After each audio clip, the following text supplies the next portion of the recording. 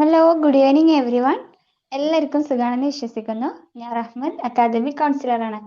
വിംബിൾ അക്കാദമിയുടെ കീഴിൽ സംഘടിപ്പിക്കുന്ന ഫ്രീ വെബിനാറിന്റെ പുതിയൊരു ചാപ്റ്ററിലോട്ട് എല്ലാവർക്കും ഹൃദ്യമായ സ്വാഗതം. വീണ്ടും നമ്മൾ പുതിയൊരു ടോപ്പിക്കിനെ കുറിച്ച് പഠിക്കാനും മനസ്സിലാക്കാനും ഒക്കെയായി ഒരുമിച്ച് കൂടിയിരിക്കുകയാണ്. ഇന്ന് വളരെ പ്രധാനപ്പെട്ടിട്ടുള്ള ഒരു ടോപ്പിക് തന്നെയാണ് നമ്മൾ ഡിസ്കസ് ചെയ്യാൻ ഉദ്ദേശിക്കുന്നത്. കേസ് കൺസെപ്റ്റലൈസേഷൻ എന്നതാണ്.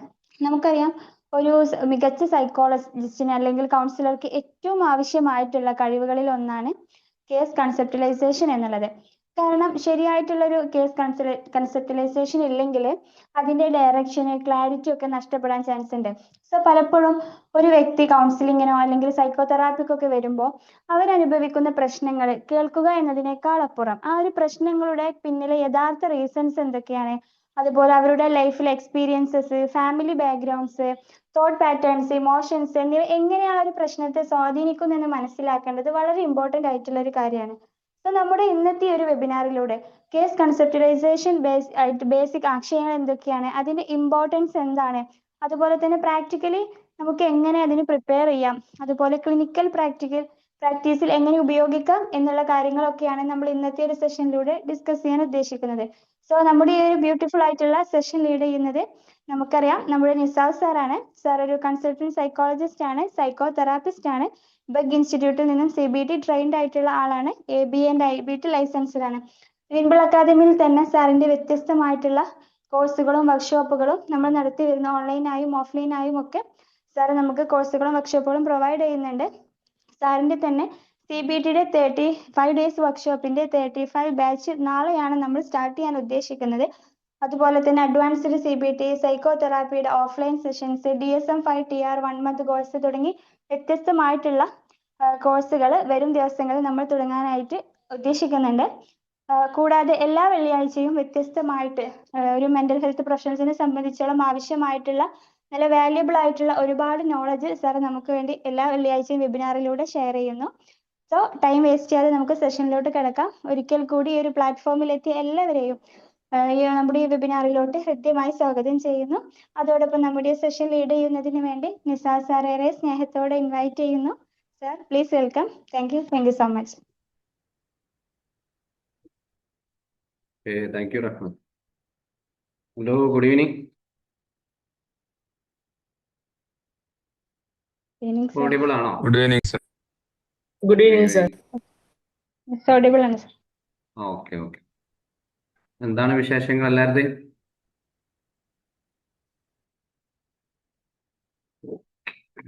നല്ല വിശേഷം. എല്ലാവരും ഓക്കെയാണെന്ന് വിചാരിക്കുന്നു. ഇപ്പോൾ നമുക്ക് ഇന്നത്തെ ഒരു ടോപ്പിക്കിലേക്ക് വരാം. അതിനു മുമ്പ് എൻ്റെ പേര് നിസാവാണ്. നമുക്ക് പറഞ്ഞിട്ടുണ്ട് ഇവിടെ, റഹ്മത്ത് പറഞ്ഞു വിശദമായിട്ട് തന്നെ. അപ്പോൾ നമുക്ക് എല്ലാ ആഴ്ചകളും വെള്ളിയാഴ്ച നടന്നു പോകുന്ന ഒരു ഫ്രീ വെബിനാറിലേക്ക് ഇന്നത്തെ ഒരു വ്യത്യസ്തമായിട്ട് ടോപ്പിക്കാണ് കേസ് കൺസെപ്റ്റലൈസേഷൻ എന്ന് പറയുന്നത്. നമുക്കറിയാം എന്താണ് ഒരു കേസ് കൺസെപ്റ്റലൈസേഷൻ. ആർക്കെങ്കിലും പറയാൻ പറ്റുമോ? ഒരു കേസ് കൺസെപ്റ്റലൈസേഷൻ എന്ന് പറയുന്നത് എന്താണ്?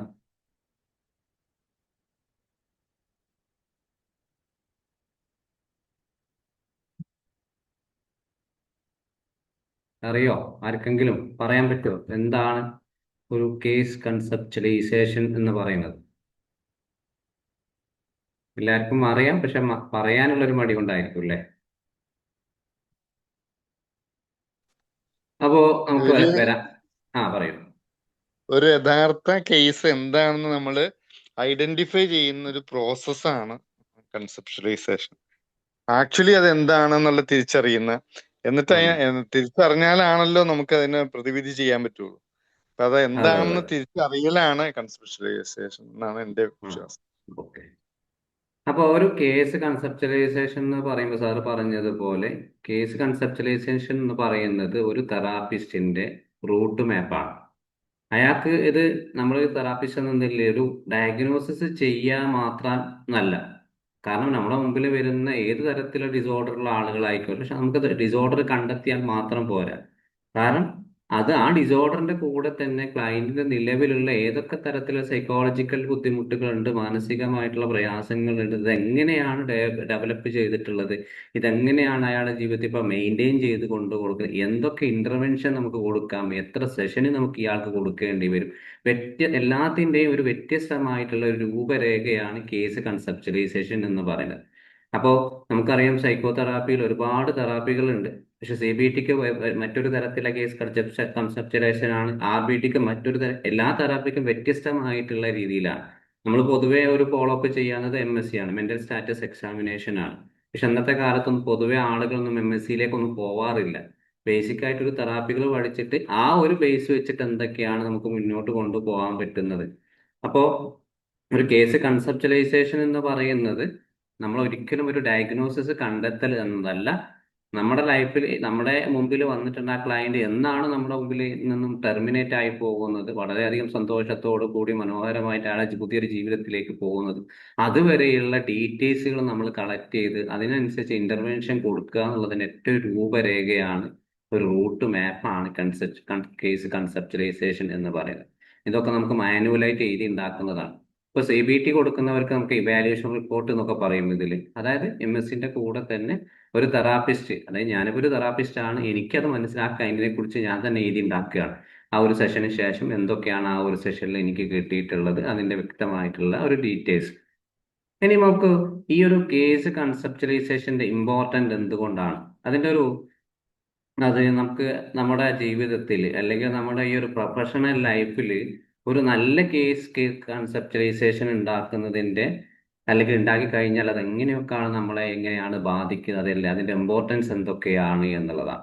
അപ്പൊ ഈ ഒരു കേസ് കൺസെപ്റ്റലൈസേഷൻ പ്രധാനപ്പെട്ട ഉദ്ദേശം എന്ന് പറയുന്നത് ആ ഒരു ക്ലയന്റിന്റെ യഥാർത്ഥ പ്രശ്നങ്ങൾ ആരംഭിക്കുക, അല്ലെങ്കിൽ അതേപോലെ നമുക്ക് ആഴത്തിലൊന്ന് മനസ്സിലാക്കാനുള്ള ഒരു ടെൻഡൻസി നമ്മൾ ഉണ്ടാക്കിയെടുക്കുക എന്നുള്ളതാണ്. കാരണം അവിടെ അയാളുടെ സിംറ്റംസുകൾ മാത്രമല്ല, അയാൾ അതിന്റെ പിന്നിലുള്ള ചിന്തകൾ നമ്മൾ നോക്കണം. അയാൾക്ക് ഏത് തരത്തിലുള്ള വികാരങ്ങൾ ആ സമയത്ത് അയാൾ അനുഭവപ്പെട്ടിട്ടുണ്ട്, എന്തൊക്കെ പെരുമാറ്റ രീതികളാണ് അവിടെ അയാൾ കൊണ്ടുവന്നിട്ടുള്ളത്, അതേപോലെ അയാളുടെ ജീവിത അനുഭവങ്ങൾ എന്തൊക്കെയാണ് എന്നുള്ള വ്യക്തമായിട്ട് ഡീപ്പസ്റ്റ് ലെവലിൽ നമ്മളൊന്ന് മനസ്സിലാക്കുക എന്നുള്ളത്.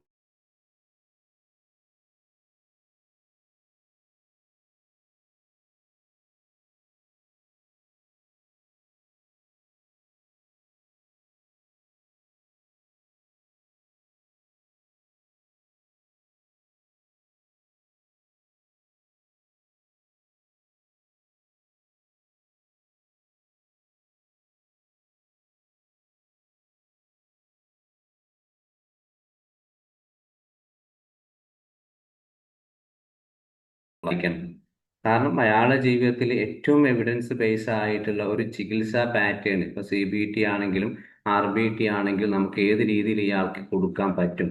കാരണം ഇതനുസരിച്ച് ആ മെയിൻ്റെനൻസ് ഫാക്ടേഴ്സ് നമ്മൾ കണ്ടെത്തിയ ശേഷമായിരിക്കും അപ്രോപ്രിയേറ്റ് ആയിട്ടുള്ള ഒരു ഇന്റർവെൻഷൻ നമ്മൾ അവിടെ പ്ലാൻ ചെയ്യേണ്ടത്. അതേപോലെ നമ്മൾ കൊടുക്കുന്ന സമയത്ത് എന്താണ് ഒരു റിയലിസ്റ്റിക് ആയിട്ടുള്ള ഒരു മെഷറബിൾ ആയിട്ടുള്ള ഒരു ട്രീറ്റ്മെന്റ് പ്ലാൻ ആണ് നമ്മൾ അവിടെ കൊടുക്കേണ്ടത്. ക്ലയന്റിന്റെ ആവശ്യങ്ങൾക്കും അയാളുടെ സ്ട്രെങ്ത്തും അതിനനുസരിച്ച്. ഇപ്പോൾ ഒരു ഡിപ്രഷൻ ആള് നമ്മളെ മുമ്പിൽ വന്നു കഴിഞ്ഞാൽ അയാൾക്ക് പെട്ടെന്ന് തന്നെ എക്സ്പോഷർ കൊടുക്കാൻ പറ്റുമോ? ഇല്ല. അയാളെ പറയാം നിങ്ങൾ നാളെ രാവിലെ മുതൽ 20 മിനിറ്റ് 50 ഒരു അരമണിക്കൂർ നടന്നോളൂ. അയാൾ നടക്കുമോ? ഇല്ല. അല്ല നാളെ മുതൽ നിങ്ങൾ ജേണൽ എഴുതി തുടങ്ങിക്കോളി, റിലാക്സേഷൻ എടുത്തോളി, ഇതൊക്കെ പറഞ്ഞ അയാൾ ചെയ്യോ? ഇല്ല. അയാളുടെ സാഹചര്യം മനസ്സിലാക്കണം, അയാൾക്ക് ചെയ്യാൻ കഴിയണം. നമ്മളോട് ഒരു കൊളാബ് ചെയ്യണം, ഞാൻ ഇന്ന ആക്ടിവിറ്റി ചെയ്യാം, ഇന്ന പ്രവർത്തനം ചെയ്യാം, അയാൾക്ക് തന്നെ തോന്നണം ഞാനിത് ചെയ്ത് കഴിഞ്ഞാൽ എനിക്ക് മാറ്റങ്ങൾ ഉണ്ടാവും എന്നുള്ളത്. അതേപോലെ നമ്മുടെ ഈ ഒരു തെറാപ്പിയിലെ ഒരു പ്രോഗ്രസ് നമ്മൾ കൊടുക്കുന്ന, വെറുതെ നമ്മൾ ഓരോ ട്രീറ്റ്മെന്റ് ഏത് തെറാപ്പി ആണെങ്കിലും നമ്മൾ കൊടുത്ത്, പക്ഷെ അതിന്റെ പ്രോഗ്രസ് നമ്മൾ അറിയണം. ആ പ്രോഗ്രസും കൂടി ഈ ഒരു കേസ് കൺസെപ്റ്റലൈസേഷൻ വരുന്നുണ്ട്. കാരണം ഞാൻ തുടക്കത്തിൽ പറഞ്ഞ ഒരു ടെർമിനേഷൻ സ്റ്റേജ് വരെയുള്ള എല്ലാ ഡാറ്റ കളക്ഷൻസും നമ്മൾ ഇതിൽ വരുന്നുണ്ട്. അതേപോലെ അവർക്ക് എന്താണ് ആവശ്യമായിട്ടുള്ള ഒരു ചികിത്സാ പദ്ധതി നമ്മൾ എന്താണ് അഡാപ്റ്റബിൾ ആയിട്ടുള്ള രീതിയിൽ. കാരണം ഇയാൾക്ക് ഇന്നതാണ്, ഇപ്പോൾ നമ്മുടെ മുമ്പിൽ ഒരു കുട്ടി വരികയാണ്, കുട്ടിക്ക് ഭയങ്കരമായിട്ട് ആങ്സൈറ്റി ഉണ്ട്, ലേണിംഗ് ഡിസോർഡർ ഉണ്ട്, പല ബുദ്ധിമുട്ടുകളുണ്ട്, സ്കൂളിൽ പോകുന്നില്ല. അപ്പൊ അവിടെ നമ്മളൊരു കൗൺസിലിംഗ് മാത്രമായിട്ട് നമുക്ക് എഫക്റ്റീവ് ആയിട്ട് തോന്നില്ല. അപ്പൊ കുട്ടിക്ക് നമുക്ക് തോന്നുകയാണ് ഈ കുട്ടിക്ക് മരുന്ന് വേണം, മെഡിസിൻ വേണം. കാരണം അതൊരു അഡാപ്റ്റഡ് ട്രീറ്റ്മെന്റ് ആണ്. അല്ലാതെ നമ്മൾ കൗൺസിലിംഗ് കൊണ്ട് തന്നെ ഈ കുട്ടിനെ ശരിയാക്കി എടുക്കും എന്നുള്ള ബോധം നമുക്ക് വേണ്ട. അത് നമ്മൾ സാഹചര്യങ്ങൾക്കനുസരിച്ച് ഒരു തിരിച്ചറിയുക എന്നുള്ളതാണ്. അപ്പോൾ ഈ ഒരു പ്രധാനപ്പെട്ട കാര്യങ്ങൾ തന്നെയാണ് നമുക്ക് എപ്പോഴും ഒരു കേസ് കൺസെപ്ച്വലൈസേഷൻ ഉണ്ടാക്കുന്ന സമയത്ത് നമ്മൾ ശ്രദ്ധിക്കേണ്ട ചില കാര്യങ്ങൾ. എപ്പോഴും ഒന്ന് മനസ്സിലാക്കേണ്ടത്, കേസ് കൺസെപ്ച്വലൈസേഷൻ എന്ന് പറയുന്നത് ഒരു തെറാപ്പിസ്റ്റിന്റെ റൂട്ട് മാപ്പാണ് എന്നുള്ളത്. എന്ന് മുതലാണ് അയാൾ വന്നിട്ടുള്ളത്, അല്ലെങ്കിൽ എന്ന് മുതലാണ് ഞാൻ അയാൾ അറ്റൻഡ് ചെയ്തിട്ടുള്ളത്, എന്തൊക്കെ പ്രശ്നങ്ങളാണ് എനിക്കിവിടെ കിട്ടിയിട്ടുള്ളതിന്റെ പൂർണ്ണമായിട്ടുള്ള ഒരു രൂപരേഖ ഉണ്ടാക്കിയെടുക്കുക. ഇനിയിപ്പോ ഈ ഒരു കേസ് കൺസെപ്ച്വലൈസേഷൻ ഉണ്ടാക്കുന്നതിൽ എന്തൊക്കെ ഘടകങ്ങൾ നമ്മൾ പറഞ്ഞു, കുറെ കാര്യങ്ങൾ പറഞ്ഞു. അതിൽ ഏറ്റവും പ്രധാനപ്പെട്ട ഒരു ഏരിയ ആണ് പ്രസന്റിങ് പ്രോബ്ലംസുകൾ. കാരണം ക്ലയന്റ് ഇപ്പോൾ എന്തുകൊണ്ടാണ് നമ്മളെ മുമ്പിൽ വന്നിട്ടുള്ളത്, എന്ത് സഹായം തേടിയിട്ടാണ് അയാൾ നമ്മളെ അടുത്ത് ഒരു അപ്പോയിന്റ്മെന്റ് എടുത്ത് വന്നിട്ടുള്ളത്, അത് മനസ്സിലാക്കുക എന്നുള്ളതാണ്. കാരണം വന്ന പാടന്നെ നമുക്ക് അയാളെ എന്താണ് നിങ്ങളുടെ പ്രയാസങ്ങൾ എന്ന് ചോദിച്ചു കഴിഞ്ഞാൽ അയാൾ കുറേ കഥനകഥകൾ പറയും. പക്ഷെ ഇതിന് ബേസ് വെച്ച് ശരിക്കും ആര് മുഖേനയാണ് നിങ്ങൾ ഇവിടെ എത്തിയിട്ടുള്ളത്, നിങ്ങൾ കൗൺസിലിങ്ങിനെ കുറിച്ച് നിങ്ങൾക്ക് എന്താ അറിയാം, അല്ലെങ്കിൽ ആദ്യമായിട്ട് എന്തെങ്കിലും മുമ്പ് എന്തെങ്കിലും തെറാപ്പികൾ നിങ്ങൾ എടുത്തിട്ടുണ്ടോ, അല്ലെങ്കിൽ ഇതിനെപ്പറ്റി നിങ്ങൾക്ക് എന്തെങ്കിലും ഒരു ഐഡിയ ഉണ്ടോ, ഇതൊക്കെ നമ്മൾ ബേസിക് അഡ്വാൻസ്ഡ് ആയിട്ട് അവരോട് ചോദിച്ചിട്ട് അതിന് ശേഷമായിരിക്കും ഇപ്പൊ നിങ്ങൾ എന്തിനാണ് എൻ്റെ അടുത്ത് വന്നിട്ടുള്ളത്, എന്ത് ബുദ്ധിമുട്ടുകളാണ് നിങ്ങൾക്ക് ഇപ്പോൾ ഉള്ളത്, എന്തൊക്കെ കാര്യങ്ങളാണ് നിങ്ങൾക്ക് എന്നോട് പറയാനുള്ളത്. അപ്പൊ അതായിരിക്കും നമ്മൾ സിംറ്റംസ്, നിലവിലുള്ള പ്രസന്റ്ലി സിംറ്റംസുകൾ നമ്മൾ മനസ്സിലാക്കുന്നത്. അതേപോലെ ഈ ഒരു പ്രശ്നങ്ങൾ എത്ര കാലമായിട്ട് അവരുടെ ജീവിതത്തിൽ, നിങ്ങളെ ജീവിതത്തിൽ വന്നിട്ട് ഡ്യൂറേഷൻ നമ്മളൊന്ന് അന്വേഷിക്കുക, ആ പ്രസന്റ് പ്രോബ്ലത്തിന്റെ ഡ്യൂറേഷൻ.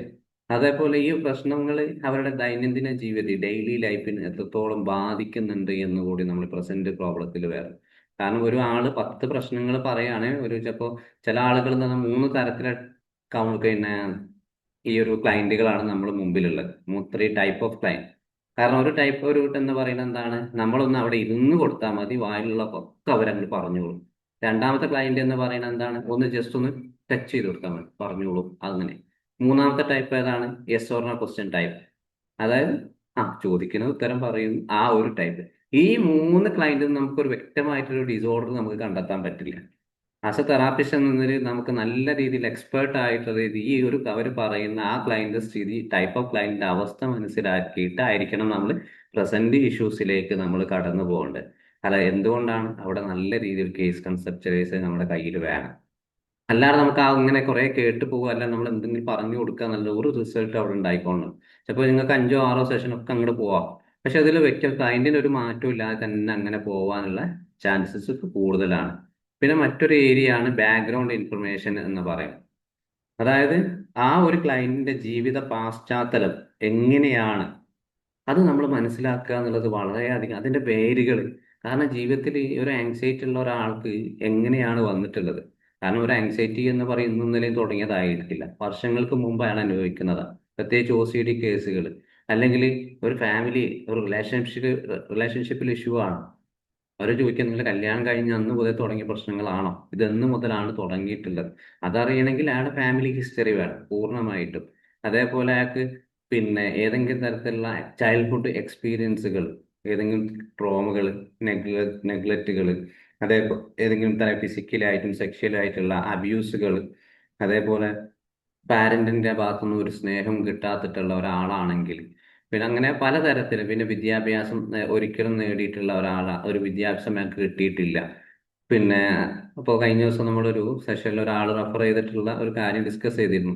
കാരണം ഇപ്പോൾ ഏകദേശം 49 വയസ്സുള്ള ആളാണ്. ആൾക്ക് പിന്നെന്താണ്, അയാൾ രണ്ടാമത്തെ മകനായിരുന്നു. കുടുംബത്തിൽ മൂത്തയാള് പഠിച്ചു, ഇളയാള് മരിച്ചു. കാരണം ഇയാൾ എന്താണ് കൃഷിയും കാര്യങ്ങളൊക്കെ ആയിട്ട് പോയി. ഇപ്പൊ അയാളെ പ്രസന്റ്ലി ഇഷ്യൂസ് എന്താണ് വന്ന് പറയുന്നത്, എനിക്ക് എവിടെയും വിലയില്ല. കാരണം കുടുംബത്തില് ഡെയിലി അവരെന്താണ് രാവിലെ എഴുന്നേറ്റ് കഴിഞ്ഞാൽ പശു അങ്ങനത്തെ സംഭവമായിട്ട് ആള് പോവാണ്, ഉച്ചവരെ വൈകുന്നേരം വരെ. പിന്നെ ഭാര്യ പറയാണ്, എനിക്ക് നിങ്ങളെ കിട്ടുന്നില്ല, ടൈം കിട്ടുന്നില്ല, നമുക്ക് ഓടുന്ന ഒരു മെച്ചം ഉണ്ടാവില്ല, അപ്പൊ നമുക്ക് നമ്മളെ വീട്ടിലേക്ക് പോവാം. അപ്പൊ അവരെ വീട്ടിൽ പോയി കഴിഞ്ഞപ്പോൾ അവിടെ എത്തിയപ്പോൾ ആൾക്ക് സ്വയം എനിക്കൊരു വാല്യൂ ഇല്ല. അപ്പൊ ആ ചെയ്ത ജോലിയൊക്കെ അയാൾ മറന്നിട്ട് ഇപ്പൊ ഏതൊരു ഹോം സെന്ററിലായിട്ട് എന്തൊക്കെയോ അവിടെയൊക്കെ ജോലി ചെയ്യാണ്. അപ്പൊ നമ്മുടെ മുമ്പിൽ വരുന്ന സമയത്ത്, ആ കേസ് വരുന്ന സമയത്ത് ആൾക്ക് പറയാണ്, എനിക്ക് എവിടെയും വാല്യൂ ഇല്ല, ഞാൻ പഠിക്കാത്തത് കൊണ്ടായിരിക്കും, അതേകൊണ്ട് എനിക്ക് വിദ്യാഭ്യാസം കിട്ടിയില്ല, എന്റെ പാരന്റ് അങ്ങനെ എന്നെ കൊണ്ട് ചെയ്തത് കൊണ്ടാണ് ഞാൻ ഈ ഒരു അവസ്ഥയിൽ എത്തിപ്പെട്ടിട്ടുള്ളത്. ഇങ്ങനെയുള്ള പല രീതിയിലും, കാരണം അവിടെ എഡ്യൂക്കേഷൻ ആണ് മെയിൻ ആയിട്ട് ആൾ പറയും. അതേപോലെ ഒക്യുപ്പേഷൻ അത് ജോലിയുമായിട്ടുള്ള പ്രശ്നങ്ങൾ. ചിലപ്പോൾ അയാൾ ആഗ്രഹിച്ച ജോലി ആയിരിക്കില്ല കിട്ടുക, അല്ല അതിലൊരുപാട് പ്രശ്നങ്ങൾ ഉണ്ടാവും. പിന്നെ റിലേഷൻഷിപ്പിൽ പലതരത്തിലുള്ള പ്രശ്നങ്ങൾ അയാളുടെ ജീവിതത്തിൽ ഉണ്ടാവും. പിന്നെ മെഡിക്കൽ ഹിസ്റ്ററി, ഏതെങ്കിലും തരത്തിലുള്ള ഈ തൈറോയിഡ്, ശാരീരികമായിട്ടുള്ള അസ്വസ്ഥതകൾ അനുഭവിക്കുന്ന ഒരാളാണെങ്കിൽ അത് റിലേറ്റഡ് ആയിട്ടുള്ള കാര്യങ്ങൾ നമ്മൾ എടുക്കേണ്ടി വരും. അതേപോലെ ഇതിന്റെ കൂടെ തന്നെ മറ്റ് മെന്റൽ ഹെൽത്ത് ഹിസ്റ്ററീസുകൾ, അപ്പോൾ ഒരാൾക്ക് ആൻസൈറ്റി ഉള്ള ഒരാൾക്കാണ് മുമ്പ് ഏതെങ്കിലും തരത്തിൽ മറ്റ് കോമോർബിഡിറ്റി ആയിട്ടുള്ള അസുഖങ്ങൾ അയാൾക്ക് ജീവിതത്തിൽ വന്നിട്ടുണ്ടാകും. ഇതൊക്കെ ഹൈഡായി കിടക്കുന്ന കാര്യങ്ങൾ. അപ്പൊ ഇതിനൊക്കെ ഒരു ബാക്ക്ഗ്രൗണ്ട് ഇൻഫർമേഷൻ നമ്മൾ കറക്റ്റ് ആയിട്ട് കളക്ട് ചെയ്യുക എന്നുള്ളതാണ്. ഇതൊക്കെ നമുക്ക് ഡയറക്റ്റ് ആയിട്ട് ഒരു സമയത്ത് സെഷൻ ഇങ്ങനെ എഴുതി വെക്കുക എന്നുള്ളതല്ല, ജസ്റ്റ് നമുക്ക് ഓർമ്മയിൽ സൂക്ഷിക്കാൻ നമുക്ക് കഴിയണം. കാരണം ഫ്രണ്ട് ഓഫ് ഈ ഒരു ക്ലയന്റിന്റെ മുമ്പിൽ വെച്ചിട്ട് നമുക്കിതൊന്നൊക്കെ പിന്നെ എഴുതി വെക്കാനോ നോട്ട് ചെയ്യാൻ കഴിയണമെന്നില്ല. കുറേയൊക്കെ ജസ്റ്റ് നമുക്കൊരു പേപ്പർ അവിടെയും വരെയൊക്കെ ആയിട്ട് പോവാം. പക്ഷെ നമ്മുടെ ഒരു മെമ്മറിയിൽ ഈ ഡാറ്റകൾ ഫുള്ള് കറക്റ്റ് ചെയ്ത് സെഷൻ കഴിഞ്ഞ് പെട്ടെന്ന് നമുക്ക് എവിടെയെങ്കിലും എഴുതി വെക്കാൻ പറ്റും. അല്ല ആ സമയത്ത് അയാൾ ഇങ്ങനെ എഴുത്തും കുത്തും ഓരോ ചോദിച്ചിരുന്ന സമയത്ത് അയാൾക്കും ബോറടിക്കും. ഇതിവിടെ ഒരു തെറാപ്പി ഒന്നും നടക്കുന്നില്ല, ഒരു പൂർണ്ണമായിട്ടും ഒരു പിന്നെ ഒരു എഴുത്തും കുത്തും മാത്രമാണ് നടക്കുന്നത് എന്നുള്ളത്. അപ്പോൾ സാഹചര്യങ്ങൾക്കനുസരിച്ച് നമ്മളുടെ ടെക്നിക്കുകൾ, നമ്മുടെ സ്കില്ലുകൾ അവിടെ ഉപയോഗിക്കേണ്ടി വരും. പിന്നെ ഇതിലും ഏറ്റവും പ്രധാനപ്പെട്ട ഒരു ഫാക്ടേഴ്സ് ആണ് പ്രീഡിസ്പോസിങ് ഫാക്ടേഴ്സ് എന്ന് പറയുന്നത്. അതായത് എന്തെങ്കിലും തരത്തിലുള്ള അഡ്വാൻസ്ഡ് ആയിട്ട് ഈ ഒരു കൊമ്പിൽ വരുന്ന സമയത്ത് എന്തെങ്കിലും അഡ്വാൻസ്ഡ് ആയിട്ട് ഏതെങ്കിലും അപകടകരമായിട്ടുള്ള ഒരു സാഹചര്യങ്ങൾ അയാൾക്ക് ഉണ്ടായിട്ടുണ്ടോ എന്നുള്ളത്. ഉദാഹരണമാണ് ചൈൽഡ്ഹുഡ് ട്രോമകൾ, ഫാമിലി കോൺഫ്ലിക്റ്റുകൾ, അതേപോലെ ജനറ്റിക് പരമായിട്ടുള്ള ഇഷ്യൂസുകൾ, പേഴ്സണാലിറ്റി ട്രൈറ്റ്സുകൾ.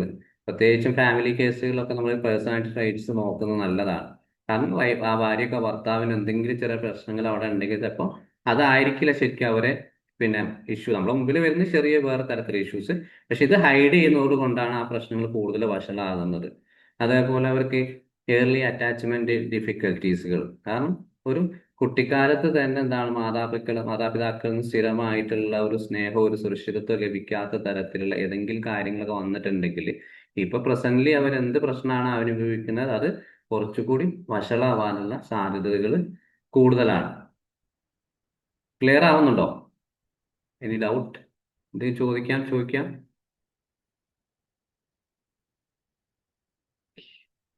ഓക്കെ അല്ലേ?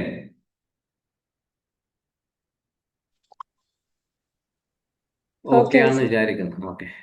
ഇനി അടുത്തത് പിന്നെ അവർക്ക് എന്താണ് ഇപ്പൊ നിലവിൽ നമ്മൾ ഈ ഒരു കേസ് കൺസെപ്റ്റലൈസേഷൻ മുന്നോട്ട് പോകുന്ന സമയത്ത് പ്രീസിപ്പിറ്റേറ്റിംഗ് ഫാക്ടേഴ്സ് ആണ്.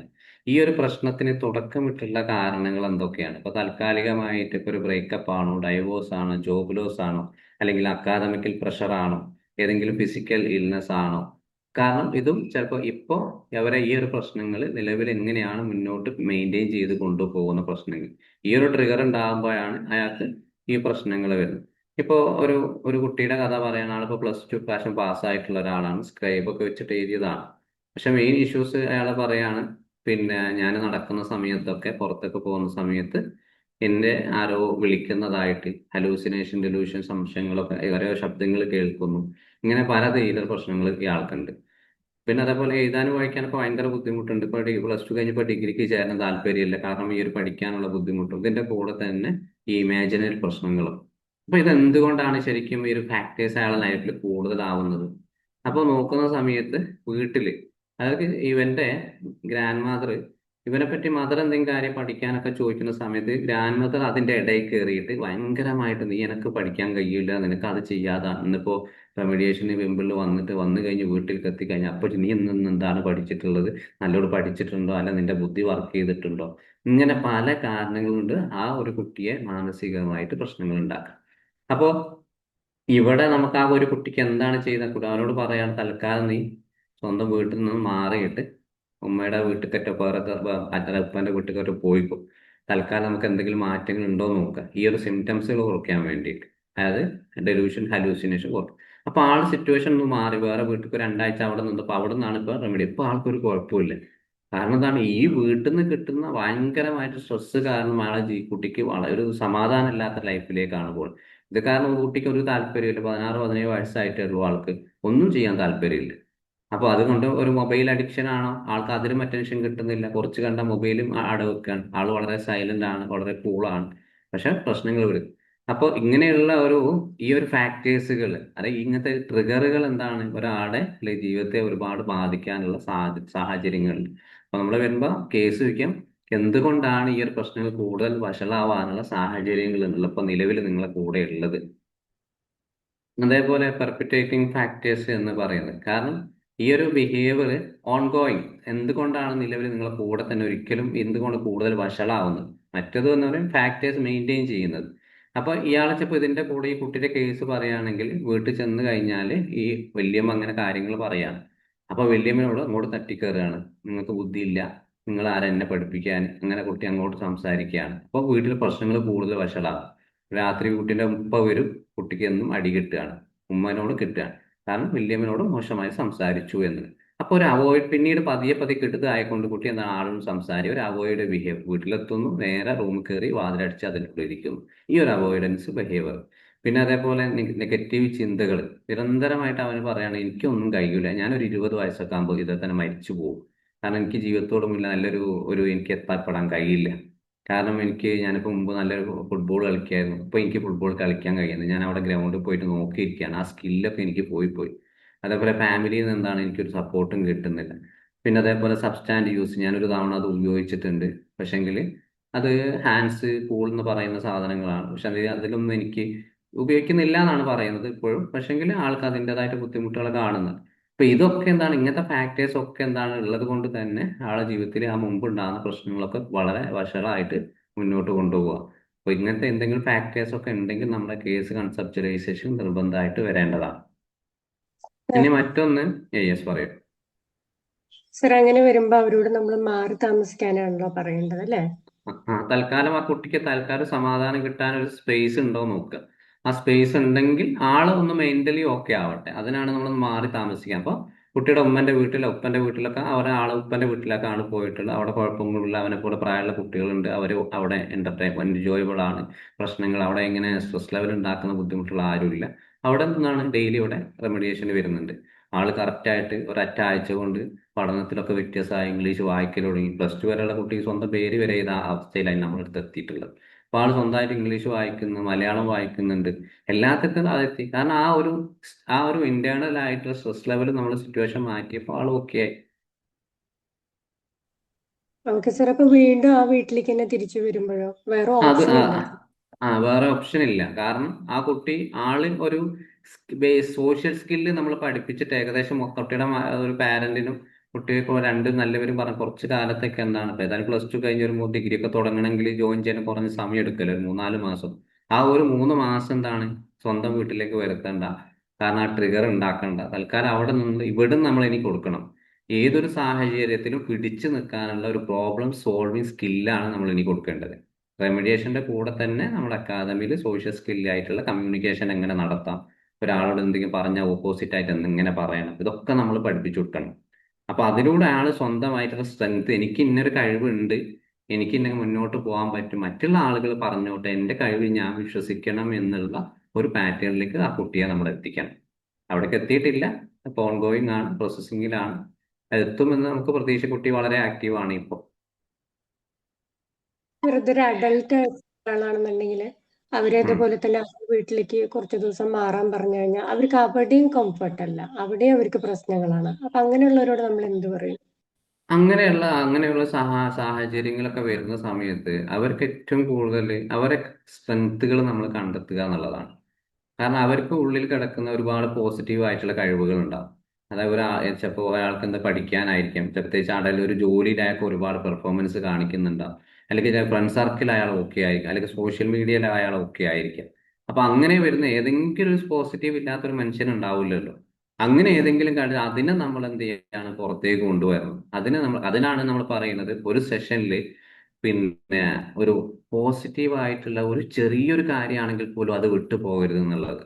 നമ്മളെ മുമ്പിൽ എത്ര സങ്കടമാണെങ്കിൽ പോലും അയാളുടെ ജീവിതത്തിൽ എവിടെയെങ്കിലും ഒരു പോസിറ്റീവായിട്ട് നല്ല കാര്യം അയാളുടെ ലൈഫിൽ നടന്നിട്ടുണ്ടെങ്കിൽ ആ ഒരു സ്ട്രെങ്ത്തിനെ നമ്മൾ, ആ റിസോഴ്സിനെ നമ്മൾ കണ്ടെത്തിയിട്ട് അതിലൂടെ സപ്പോർട്ടായിട്ട് നമ്മൾ മുന്നോട്ട് കൊണ്ടുപോകണം. കാരണം ജീവിതത്തിൽ ഒരു പ്രതീക്ഷയില്ല, എനിക്ക് എവിടെയും സപ്പോർട്ട് ഇല്ല എന്ന് പറഞ്ഞു വരുന്ന ആൾക്ക് നമ്മളെങ്ങനെയാണ് ഈ സ്ട്രെങ്ത് കണ്ടെത്തി, അല്ലെ ആ റിസോഴ്സ് കണ്ടെത്തിയിട്ടാണ് അതിലേക്ക് എത്തിക്കുന്നത്. അതല്ലാണ്ട് വേറൊരു ഓപ്ഷൻ നമുക്ക് ഇവിടെ ഇല്ല. കാരണം അയാൾക്ക് എവിടെ പോയി കഴിഞ്ഞാലും ഈ ഒരു പ്രശ്നങ്ങളാണ്. അപ്പൊ സ്വന്തമായി പേഴ്സണൽ ലൈഫിലേക്ക് നമ്മൾ അയാളെ എത്തിക്കുക, എൻ്റെ സ്വയം വാല്യൂ എന്താണെന്ന് പറഞ്ഞ് മനസ്സിലാക്കുക. അത്രയേ ഉള്ളൂ അവിടെ ചെയ്യാനുള്ളത്. അത് ചിലപ്പോൾ പെട്ടെന്നൊന്നും ആയിരിക്കില്ല, നിരന്തരമായിട്ട് അയാൾക്ക് സെഷനുകൾ വേണ്ടി വരും. അപ്പൊ അതിനനുസരിച്ചുള്ള സൈക്കോ എഡ്യൂക്കേഷൻ കൊടുക്കേണ്ടി, ചിലപ്പോൾ ഒരു ദിവസം പോയി പിറ്റേ ദിവസം ഡബിൾ പ്രശ്നങ്ങളൊക്കെ ആയിട്ടായിട്ട് വരിക. അതൊക്കെ നമ്മൾ കേട്ടിട്ട് അയാളെ കേൾക്കാൻ, ഏറ്റവും ഇങ്ങനത്തെ കേസുകൾ വരുന്ന സമയത്ത് ഒരു ഇമോഷണൽ സ്റ്റെബിലൈസേഷൻ നമ്മൾ അവിടെ ഉണ്ട്. അയാളെ കേൾക്കാനുള്ള ഒരു സന്മനസ്സാണ് നമ്മളവിടെ. ചില സമയത്ത് നമ്മൾ പഠിച്ചിട്ടുണ്ട് ആക്റ്റീവ് ലിസണിങ് എന്ന് പറയുന്നത്. ഈ ഒരു ആക്റ്റീവ് ലിസണിങ് എല്ലാ കേസിലും നമുക്ക് ആക്റ്റീവ് ലിസണിങ് ആവശ്യമുണ്ടോ? ഇല്ല. ചില കേസുകൾ, ഇതേപോലുള്ള കേസ് നമ്മൾ അവിടെ ആക്റ്റീവ് ലിസൺ ഇതായിരിക്കണം, നമ്മുടെ എമ്പതി അവിടെ കൊടുക്കണം, ഒരു ബൗണ്ടറി സെറ്റ് ചെയ്യണം. അപ്പൊ ആ ഒരു ചില സമയം നമുക്ക് CBT ഒക്കെ നിങ്ങൾ തെറാപ്പി ആയി കൊടുക്കുകയാണെങ്കിൽ നമുക്ക് അവിടെ ഒന്നും ആക്റ്റീവ് ലിസണിങ് ഒരുപാടൊന്നും വേണ്ട. കാരണം ഒരുപാട് ചോദ്യങ്ങൾ അങ്ങോട്ടും ഇങ്ങോട്ടൊക്കെ ചോദ്യം, ഒരു കൊളാബറേഷൻ ടൈപ്പിലേക്ക് നമ്മൾ അങ്ങോട്ടും ഇങ്ങോട്ടും പോവുക.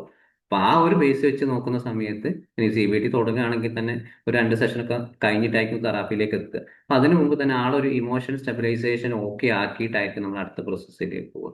അപ്പൊ ഇങ്ങനെയൊക്കെയാണ് ഇവിടെ ഇങ്ങനത്തെ കേസുകൾ നമുക്ക് തുടക്കത്തിൽ ചെയ്യാനുള്ളത്. മെയിൻ സ്ട്രെങ്ത്തുകൾ കണ്ടെത്തി ആ റിസോഴ്സിലേക്ക് നമ്മൾ എത്തിക്കുക എന്നുള്ളത്. സാർ നേരത്തെ പറഞ്ഞ പോലെ തന്നെ ഹാലൂസിനേഷൻ അവർക്കുണ്ട്. പിന്നെ ഈ പറഞ്ഞ ഉം. പോലെ തന്നെ ആക്റ്റീവ് ലിസണിങ് എന്ന് പറയുമ്പോൾ അവരിതുപോലെ തന്നെ എസ് ഓർ നോ ആ ഒരു രീതിയിൽ എന്താ ചോദിക്കുന്ന വെച്ചാൽ അതിന് മാത്രം മറുപടി പറയുന്നുള്ളൂ. അധികം അങ്ങനെ സംസാരിക്കുന്ന കൂട്ടത്തിൽ അതെ അതെ. അപ്പോ ട്രെയിനായിട്ട് അങ്ങനെയൊക്കെ യെസ് ഓർ നോ ക്വസ്റ്റ്യൻസ് പറയുന്നത് അവരുടെ പേഴ്സണൽ ലൈഫ് തന്നെ പറയും. നിങ്ങളെ കുറിച്ച് നിങ്ങൾക്ക് എന്താണ് പറയാനുള്ളത് എന്നുള്ള ആ ഒരു സെൽഫിനെ കുറിച്ച് അവർക്ക് എന്താണ് പറയാനുള്ളത്.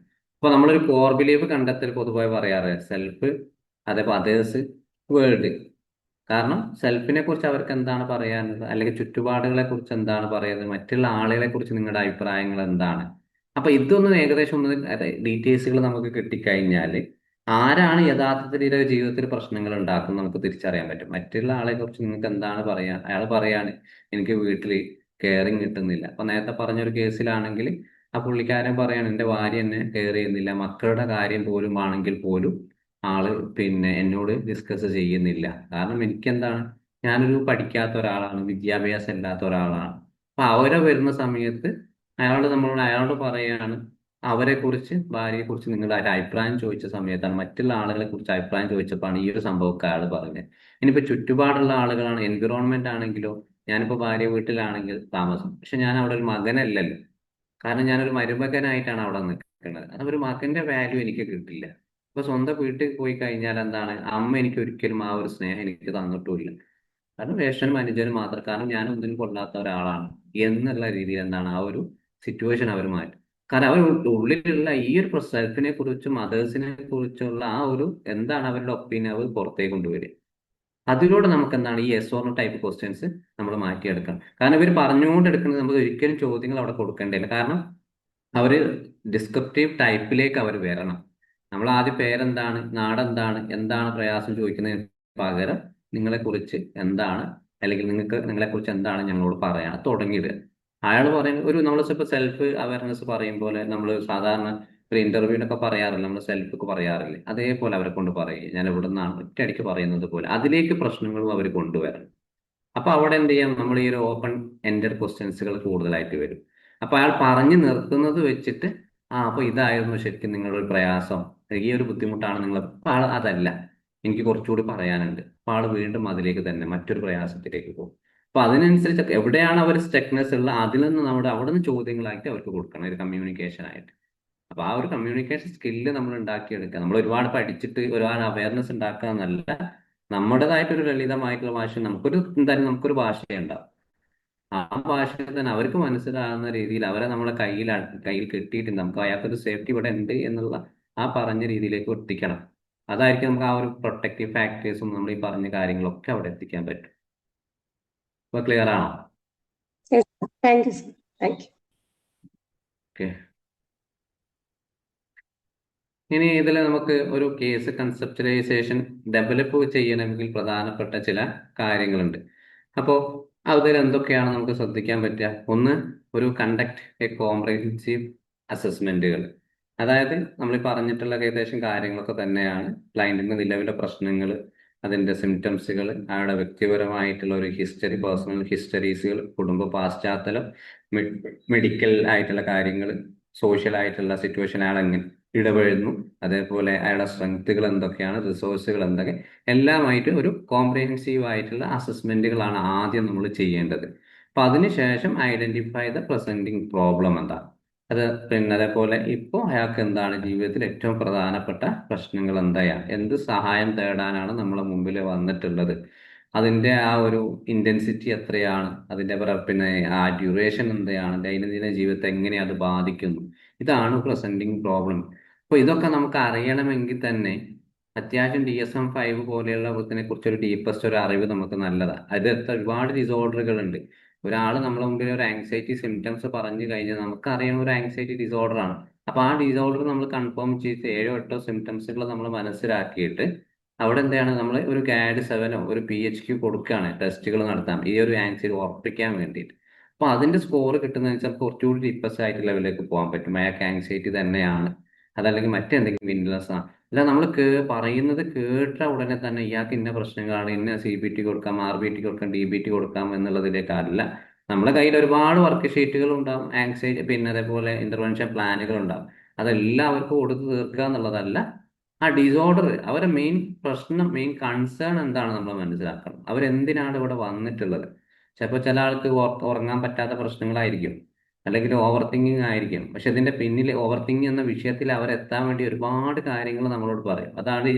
അതാണ് ഈ ഒരു റെലവെന്റ് ബാക്ക്ഗ്രൗണ്ട് ഇൻഫർമേഷൻ എന്ന് പറയുന്നത്. കാരണം ഒരു കുട്ടിക്കാലത്തുള്ള ആ ഒരു സംഭവം, കാരണം അയാളോട് നമ്മൾ ചോദിക്കുകയാണ്, നേരത്തെ പറഞ്ഞ കേസ് നിങ്ങൾ കുട്ടിക്കാലം എങ്ങനെയായിരുന്നു, അയാൾ പറയാണ് ഞാനൊരു സ്കൂളിൽ പോയിട്ടില്ല, എന്നെ പഠിപ്പിച്ചിട്ടില്ല, എന്നെ കന്നുകാലി തൊഴുത്തിലേക്കാണ് അവർ വിട്ടിട്ടുള്ളത്, എൻ്റെ കുടുംബത്തിലെ എല്ലാവരും ഞാനാണ് രക്ഷപ്പെടുത്തിയത്. ഇപ്പോൾ ആ ഒരു വില പോലും അവർ കാണിക്കുന്നില്ല. ഒരു ബാക്ക്ഗ്രൗണ്ട് ഇൻഫർമേഷൻ. അപ്പൊ അതിൽ നിന്നും പ്രസന്റും പ്രോബ്ലത്തിലേക്ക് എങ്ങനെയാണ് ഒരു കൺവേർട്ട് ആയിട്ടുള്ളത്. അപ്പോൾ നിലവിൽ അയാൾ എന്തൊക്കെ പ്രശ്നങ്ങളാണ് ഇപ്പൊ അനുഭവിക്കുന്നത്, ഭാര്യയുടെ ഭാഗത്തുള്ള ആ ഒരു ശ്രദ്ധക്കുറവാണോ, അല്ലെങ്കിൽ ഇയാൾ ശരിക്കും ഒരു വാല്യൂ ഇല്ല എന്നുള്ളതാണോ, അല്ലെങ്കിൽ സ്വന്തം വീട്ടിൽ നിന്ന് കിട്ടാത്ത ആ തരത്തിലുള്ള പ്രശ്നങ്ങളാണ്, ഏതാണ് നമ്മൾ തിരിച്ചറിയുക എന്നുള്ളതാണ്. അതിനുശേഷമാണ് നമ്മൾ ഈ ഇതുവരെ കിട്ടിയിട്ടുള്ള ബാക്ക്ഗ്രൗണ്ട് വെച്ചിട്ട് ഒരു 4PS മോഡൽ അവിടെ നമ്മൾ പറഞ്ഞ ഒരു predisposing factor, precipitating factor, perpetuating factor, protective factor, ഇതിന്റെ ഏതെല്ലാം ഘടകങ്ങളാണ് ഇയാളുടെ ജീവിതത്തെ ഏറ്റവും കൂടുതൽ ബാധിച്ചിട്ടുള്ളത് എന്ന് നമ്മൾ അതിലേക്ക് കൊണ്ടുവരുന്നു. പിന്നെ ഡെവലപ്പ് വർക്കിംഗ് ഹൈപ്പോത്തസിസ്. നമുക്ക് ഏതൊരു കേസിനും ഒരു ഹൈപ്പോത്തസിസ് നമ്മൾ ഉണ്ടാക്കണം. കാരണം നമ്മൾ റിസർച്ച് ഒക്കെ പഠിക്കുന്ന സമയത്ത് നമുക്കറിയാം ഒരു ഹൈപ്പോത്തസിസ് എങ്ങനെ ഉണ്ടാക്കണം. ഒരു ഹൈപ്പോത്തസിസ് എന്ന് പറഞ്ഞാൽ എന്താണ്, നമ്മൾ ശേഖരിച്ചിട്ടുള്ള എല്ലാ വിവരങ്ങളും എന്താണ് അതിനെ കൂട്ടി യോജിപ്പിച്ചിട്ട് ഈ ഒരു ക്ലയന്റിന്റെ പ്രശ്നം എങ്ങനെ രൂപപ്പെട്ടു എന്ന് നമ്മൾ തെറാപ്പിസ്റ്റ് ക്രിയേറ്റ് ചെയ്യുന്നതിനെയാണ് ഹൈപ്പോത്തിസിസ് എന്ന് പറയുന്നത്. കാരണം ഈ ഹൈപ്പോത്തിസിസ് നമ്മൾ റെഡിയാക്കിയാൽ മാത്രമേ നമുക്ക് നല്ലൊരു ഇന്റർവെൻഷനിലേക്ക് പോകാൻ പറ്റൂ. അത് ചെയ്താൽ മാത്രമേ നല്ലൊരു കൊളാബറേറ്റീവ് ട്രീറ്റ്മെന്റിലേക്ക് നമുക്ക് പോകാൻ പറ്റും. അതേ അല്ലെങ്കിൽ അപ്രോപ്രിയേറ്റ് ഇന്റർവെൻഷൻ അവിടെ കൊടുക്കാൻ പറ്റും. അത് കഴിഞ്ഞാൽ തന്നെ ഈ ഒരു കൺസെപ്റ്റലൈസിന്റെ ഒരു പ്രോഗ്രസ്സിലേക്ക് നല്ല രീതിയിൽ നമുക്ക് എത്തിക്കാൻ പറ്റും. അപ്പോൾ ഹൈപ്പോത്തിസിസ് എന്ന് പറയുന്നത് നിർബന്ധമായിട്ടുള്ള അത് ഇത് ഉണ്ടാക്കണം. എന്താ ചെയ്യേണ്ടത്, നമ്മൾ നേരത്തെ പറഞ്ഞിട്ടുള്ള എല്ലാ റീസൺഡ് ആയിട്ടുള്ള എല്ലാ കാരണങ്ങളും ആ 4PS മോഡൽ വേണം, ബാക്ക്ഗ്രൗണ്ട് ഹിസ്റ്ററീസുകൾ വേണം, എല്ലാം നമ്മൾ ക്ലിയർ. ഇപ്പൊ MSc തന്നെ നമ്മൾ കാണാറുള്ള ഫൈനൽ സ്റ്റേജിൽ ഒരു ഇംപ്രഷൻ എന്ന് പറയുന്ന സ്റ്റേജില്ലേ. കാരണം നമ്മൾ അവിടെ എന്താണ് എഴുതേണ്ടത്, നമുക്ക് ക്ലയന്റ് പറഞ്ഞിട്ടുള്ള പ്രശ്നങ്ങളാണ് അവിടെ എഴുതേണ്ടത് അല്ല. ഈ ഹൈപ്പോത്തിസിസ് നമ്മൾ ഉണ്ടാക്കിയതിന് ശേഷം ഈ ഒരു കേസിൽ എനിക്ക് എന്താണ് തോന്നിയിട്ടുള്ളത് അതാണ് അവിടെ ഇംപ്രഷനായിട്ട് എഴുതേണ്ടത്. അപ്പൊ അതിനനുസരിച്ചിട്ടാണ് നമ്മൾ അവിടെ ട്രീറ്റ്മെന്റും അവർക്ക് കൊടുക്കേണ്ടത്. ഓക്കെ, ക്ലിയർ ആണോ ഇതുവരെ? Yes, sir. ഓക്കെ, എന്തെങ്കിലും ചോദിക്കാനുണ്ടെ ചോദിക്കാം. സർ നേരത്തെ പറഞ്ഞ കേസില് ഹസ്ബൻഡിന് ആ ഒരു ഇൻഫീരിയറിറ്റി കോംപ്ലക്സ് ഉള്ള അങ്ങനത്തെ ആൾക്കാരോട് നമുക്ക് കൂടുതൽ എന്താണ് പറയാനുണ്ടാവുക? ഐ മീൻ എങ്ങനെയായിരിക്കും അവരെ മോട്ടിവേറ്റ് ചെയ്തെടുക്കുക നമ്മള്? കാരണം അതൊരു കണ്ടീഷൻ ആണല്ലോ. കാരണം അദ്ദേഹത്തിനൊരു എഡ്യൂക്കേഷൻ ഇല്ല എന്നുള്ളത് ഒരു കോറായിട്ടുള്ള ഒരു ബിലീഫ് ഉള്ളതാണ്, റിയാലിറ്റിയാണ്. അപ്പൊ അതിന് പുറത്തു പോകുമ്പോഴൊക്കെ അദ്ദേഹം അതിന്റെ ഒരു ഇത് വിക്ടിം ആവേണ്ടി വരുമല്ലോ. അപ്പൊ അത് വീണ്ടും വീണ്ടും ബാധിക്കുകയാണല്ലോ ചെയ്യാ. അതെ, ഇപ്പൊ അയാൾക്ക് ചെയ്യാൻ പറ്റും, നമ്മൾ ചെയ്തിട്ടുള്ള ഈ ഒരു ഇന്റർവെൻഷൻ ഒരു പ്ലാൻ ചെയ്തിട്ടുള്ളത് എന്താണ്? കാരണം അയാൾ ഒരു കൃഷിക്കാരനാണ്. അയാൾ ജനിച്ച അന്ന് മുതൽ ഈ ഒരു ഏകദേശം ആ ഒരു പ്രവർത്തനം അതിനെക്കുറിച്ച് നല്ലൊരു സ്കില്ലുള്ള ഒരു മനുഷ്യനാണ്. 12 പശുക്കളെ എത്രയോ ലിറ്റർ പാല് കറന്നിട്ട് കുടുംബത്തെ രക്ഷിക്കാനും വേണ്ടി ഒരുപാട് ജീവിതത്തിൽ എല്ലാ മേഖലയിൽ ആ ഒരു വരുമാനം കൊണ്ട് ജീവിച്ചിട്ടുള്ള ഒരാളാണ്. അപ്പൊ അതിന് അയാൾ സ്കിൽഡ് ആണ്. അപ്പോൾ ഇപ്പൊ അയാൾ പോകുന്നത് എന്താണ്, ഒരു ഹോം സ്റ്റേ ആയിട്ട് എന്ത് അസുഖമില്ലാത്ത ആളുകളെ നോക്കിക്കുക, പ്രായമുള്ള അങ്ങനെ ആ ഒരു ടൈപ്പിലേക്കാണ്. അത് അയാളെ ജോലി വില്ലിങ് അല്ല. നമ്മൾ കൊടുക്കേണ്ടത് അയാൾക്ക് എന്താണ്, നിങ്ങൾ ചെയ്ത ജോലിയിലേക്ക് തന്നെ പോവുക. 12 പശുക്കളെ ഇയാൾ വീട്ടിൽ നിന്ന് വിഷമൊക്കെ വിറ്റിട്ടുണ്ട്. അറ്റ്ലീസ്റ്റ് ഒരു പശുവിനെങ്കിലും നിങ്ങൾ വാങ്ങിയിട്ട് നിങ്ങളെ പഴയ ജോലി നിങ്ങൾ ചെയ്യുക. അതിന്റെ കൂടെ തന്നെ ജസ്റ്റ് ഒരു എഴുതാനും വായിക്കാനും ഉള്ളത് അത് ഞങ്ങൾ ശരിയാക്കി തരാം.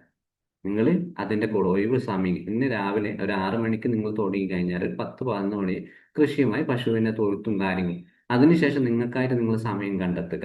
ഇതൊരു വരുമാന മാർഗമാണ്. അപ്പോൾ നിങ്ങളെ വരുമാനം കൊണ്ടൊന്നും നല്ല കുടുംബം ജീവിക്കുക നിങ്ങൾ പറയുന്നു.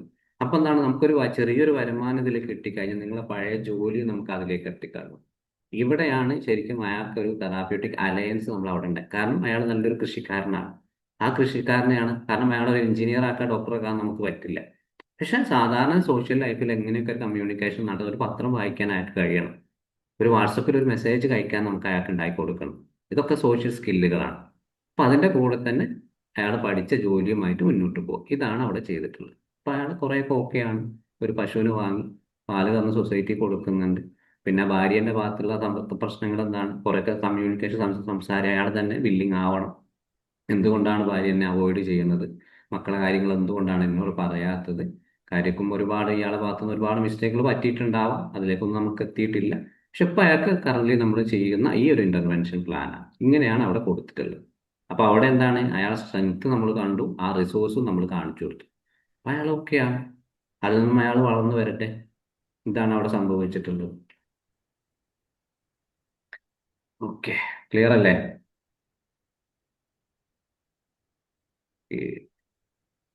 ഓക്കെ ആണെന്ന് വിചാരിക്കും.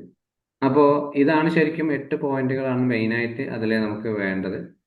ഇനിയിപ്പോൾ ഒരു assessment VS diagnose and കൺസെപ്ച്വലൈസേഷൻ.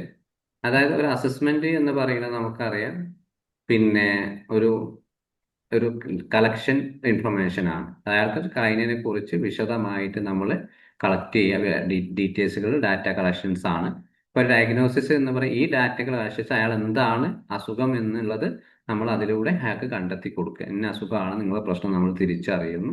Case കൺസെപ്ച്വലൈസേഷൻ എന്ന് പറയുന്നത് ഈ അസുഖം അയാളുടെ ജീവിതത്തിൽ എങ്ങനെയാണ് വന്നിട്ടുള്ളത്, അത് അയാളുടെ പേഴ്സണൽ ലൈഫിൽ എങ്ങനെയൊക്കെ ബാധിച്ചു, അതിലേക്ക് നമ്മൾ എത്തിച്ച് അയാൾക്ക് നല്ലൊരു ഇന്റർവെൻഷൻ പ്ലാൻ റെഡിയായി കൊടുക്കുക എന്നതാണ് ഇത് കേസ് കൺസെപ്ച്വലൈസേഷൻ എന്ന് പറയുന്നത്. അപ്പൊ ഇതാണ് മൂന്നും. കാരണം ഒരു അസസ്മെന്റ് വേണം, ഡയഗ്നോസിസ് വേണം, ഫൈനലി ഒരു കേസ് കൺസെപ്ച്വലൈസേഷൻ വേണം. ഇതാണ് ഒരു തെറാപ്പി നമ്മൾ തുടങ്ങുന്നതിന് മുമ്പ് നമ്മൾ ചെയ്യാനുള്ള കാര്യങ്ങൾ.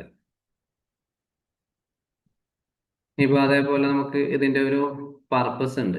കേസ് ഫോർമുലേഷന് മെയിനായിട്ട് ആ ഒരു ക്ലയന്റിന്റെ പൂർണ്ണമായിട്ടുള്ള ഡാറ്റകൾ നമ്മൾ മനസ്സിലാക്കുക, അതിന്റെ ആ ഒരു പിന്നെ പ്രധാനപ്പെട്ട പ്രശ്നങ്ങളിലേക്ക് അയാളെ എത്തിക്കുക എന്നുള്ള പ്രശ്നത്തെ ഏതൊക്കെ രീതിയിലാണ് ഒരു ഹോളിസ്റ്റിക്കിലെ ഏതൊക്കെ രീതിയിലാണ് അയാളുടെ ജീവിതത്തിൽ അയാളെ ബാധിച്ചിട്ടുള്ളത്, അതിനെക്കുറിച്ച് നമ്മൾ ഏകദേശം ഒരു ഐഡിയ ഉണ്ടാക്കി കൊടുക്കുക എന്നുള്ളതാണ്.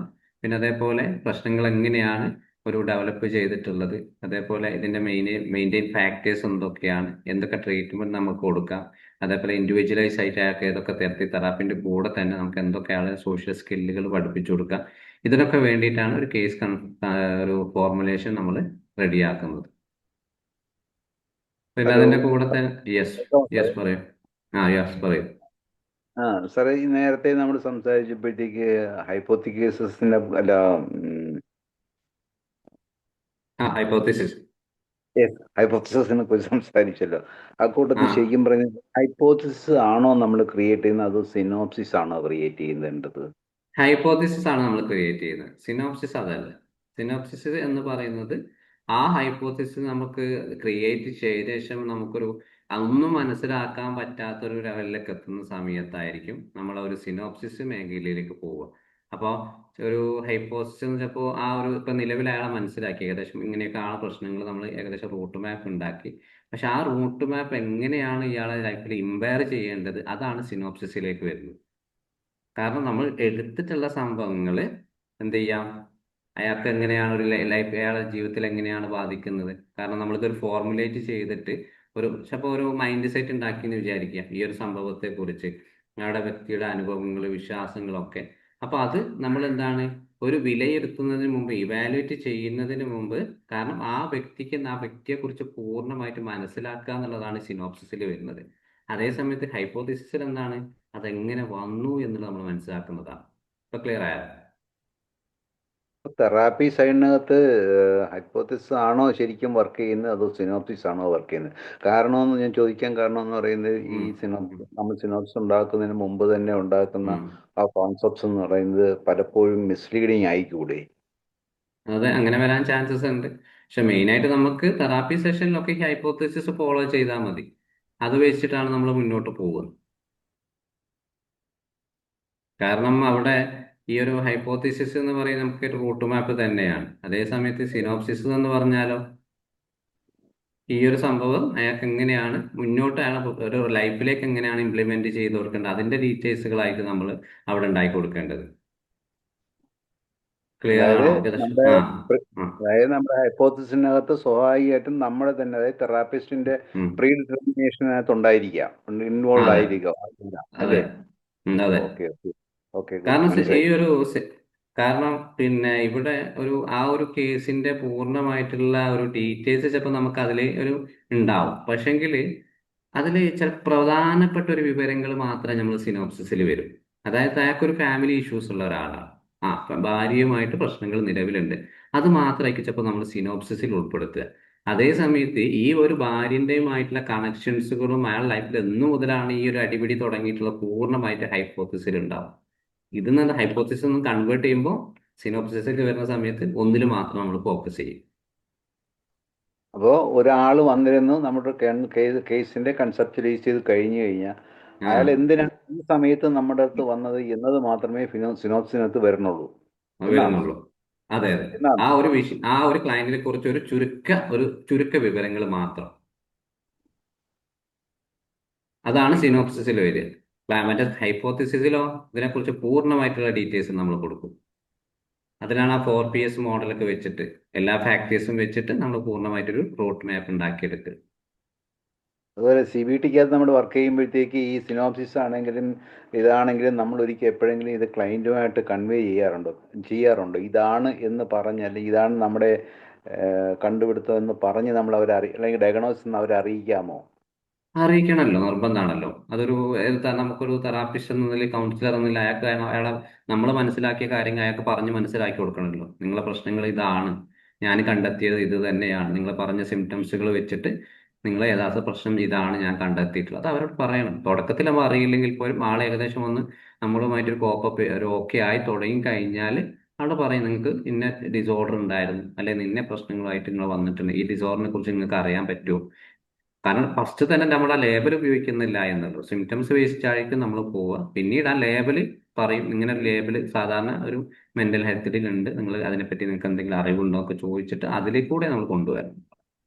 കാരണം അതിനെപ്പറ്റി നമ്മൾ അവിടെ പറയണം, എന്നാൽ മാത്രമേ അറിയൂ. അല്ലാണ്ട് വേറെ എന്തെങ്കിലും കേട്ടിട്ട് ഈ ഒരു സിംറ്റംസ് അയാൾ യൂട്യൂബിൽ കാണുക കുറച്ചു കാലം, അപ്പോൾ അയാൾ പറയും എന്തുകൊണ്ട് ഈ ഒരു സംഭവം എനിക്ക് ഉള്ളതാണോ എന്ന്. കാരണം ജസ്റ്റ് ഒരു ഉദാഹരണം പറഞ്ഞു തരാം. കഴിഞ്ഞ ദിവസം ഏകദേശം ഒരു 49 വയസ്സുള്ള ഒരാൾ, അയാള് എൻ്റെ അടുത്ത് വന്നത് എനിക്കൊരു ADHD അസസ്മെന്റ് എടുക്കണം എന്നുള്ളതാണ്. അപ്പോൾ ഈ ADHD അസസ്മെന്റ് എടുക്കണം എന്ന് പറയുന്നത് അയാൾക്ക് എന്തുകൊണ്ട് ആൾ പറയണം, എനിക്ക് ഈ ADHD സിംറ്റംസുകൾ അയാൾക്കറിയാം, എനിക്കൊരു അറ്റൻഷൻ കിട്ടുന്നില്ല, മറവിയുണ്ട് ഇപ്പോഴത്തെ പ്രശ്നങ്ങൾ ഈ സമയത്ത്, അതേപോലെ ഒന്നിനും ഒരു കോൺസെൻട്രേഷൻ ചെയ്യാൻ പറ്റുന്നില്ല, അല്ലെങ്കിൽ എന്നോട് എന്തെങ്കിലും ഒരാൾ കാര്യങ്ങൾ ചോദിച്ചു കഴിഞ്ഞാൽ എന്താണ് ഞാൻ അങ്ങോട്ട് ചോദിച്ചു പോവുക, ഇതൊരു ADHD സിംറ്റംസ് ആണോ എന്നുള്ളത്. കാരണം അയാൾ വന്നിട്ട് അപ്പോൾ നമ്മൾ എന്താണ് അഡൽട്ട് ADHD സിംറ്റംസ് എന്ന് പറയുന്ന ഒരു ചെക്ക് ലിസ്റ്റ് അവിടെ കൊടുക്കുകയാണ്. അതായത് ചെക്ക് ലിസ്റ്റിന്റെ ഒരു പാറ്റേൺ എന്ന് പറയുന്നത് അയാൾ ജനിച്ച അന്ന് മുതൽ എന്നാണ് സ്കൂളിൽ പോയി തുടങ്ങിയത് അതുവരെ +2 വരെയുള്ള സമയം വരെ ഒരു ക്വസ്റ്റ്യനറാണ്.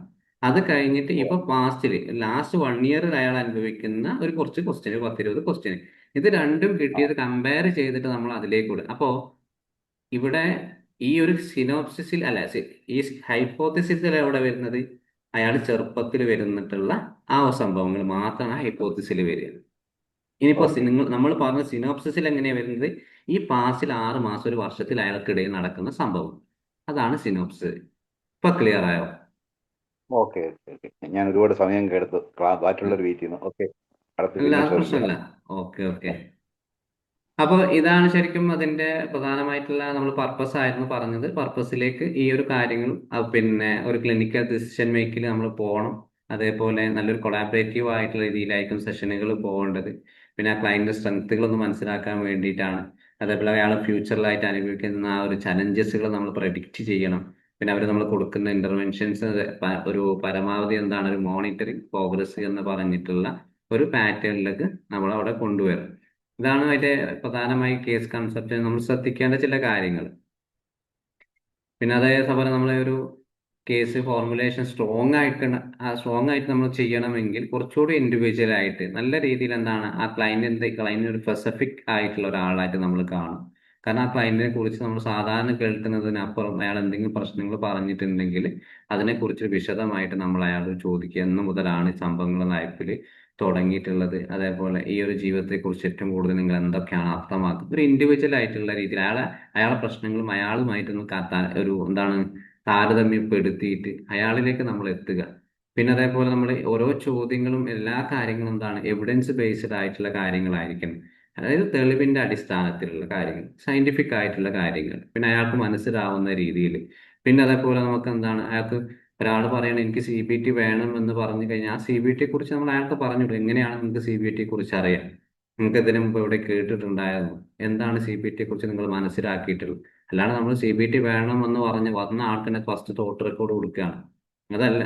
ഇപ്പൊ പലപ്പോഴും ക്ലയന്റിന് വന്ന് പറയും എനിക്ക് CBT മതി, DBT മതി. അപ്പൊ ആ ഒരു തെറാപ്പിയെ കുറിച്ച് അവർക്ക് അറിയാൻ പറ്റുന്ന ധാരണകളെ കുറിച്ച് ഒരു ഇൻഫോംഡ് ആയിട്ട് നമ്മൾ തിയററ്റിക്കലായിട്ട് പറഞ്ഞ് മനസ്സിലാക്കണം. അവർ കേട്ടതും നമ്മൾ പറയുന്നതും ശരിയാണെന്ന് നോക്കുക. അപ്പൊ അതിനനുസരിച്ചിട്ടുള്ള ഒരു തെറാപ്യൂട്ടിക് മോഡലിനെ കുറിച്ച് വ്യക്തമായിട്ടുള്ള ധാരണയിലേക്ക് നമ്മൾ അവിടെ എത്തിക്കുക എന്നുള്ളതാണ് പ്രധാനമായിട്ട് ഒരു സ്ട്രോങ് ഫോർമുലേഷനിലേക്ക് നമുക്ക് ചെയ്യേണ്ട കാര്യങ്ങൾ. പിന്നെ അതിന്റെ കൂടെ തന്നെ അവരെ സ്ട്രെങ്ത്തുകൾ നമ്മൾ ഫോക്കസ് ചെയ്യണം. ഒരു ഡൈനാമിക് ആയിട്ടുള്ള അല്ലെങ്കിൽ നമ്മൾ ഈ പറഞ്ഞതുപോലെ ഡയറക്റ്റ് ആയിട്ട് തെറാപ്പിയിലേക്ക് പോവാതെ അവരുടെ ഓരോ ഇൻഫർമേഷനും ഓരോ അപ് ടു ഡേറ്റ് ആയിട്ട് നമ്മൾ എന്താണ് തെറാപ്പിയിലേക്ക് കൊണ്ടുവരണം.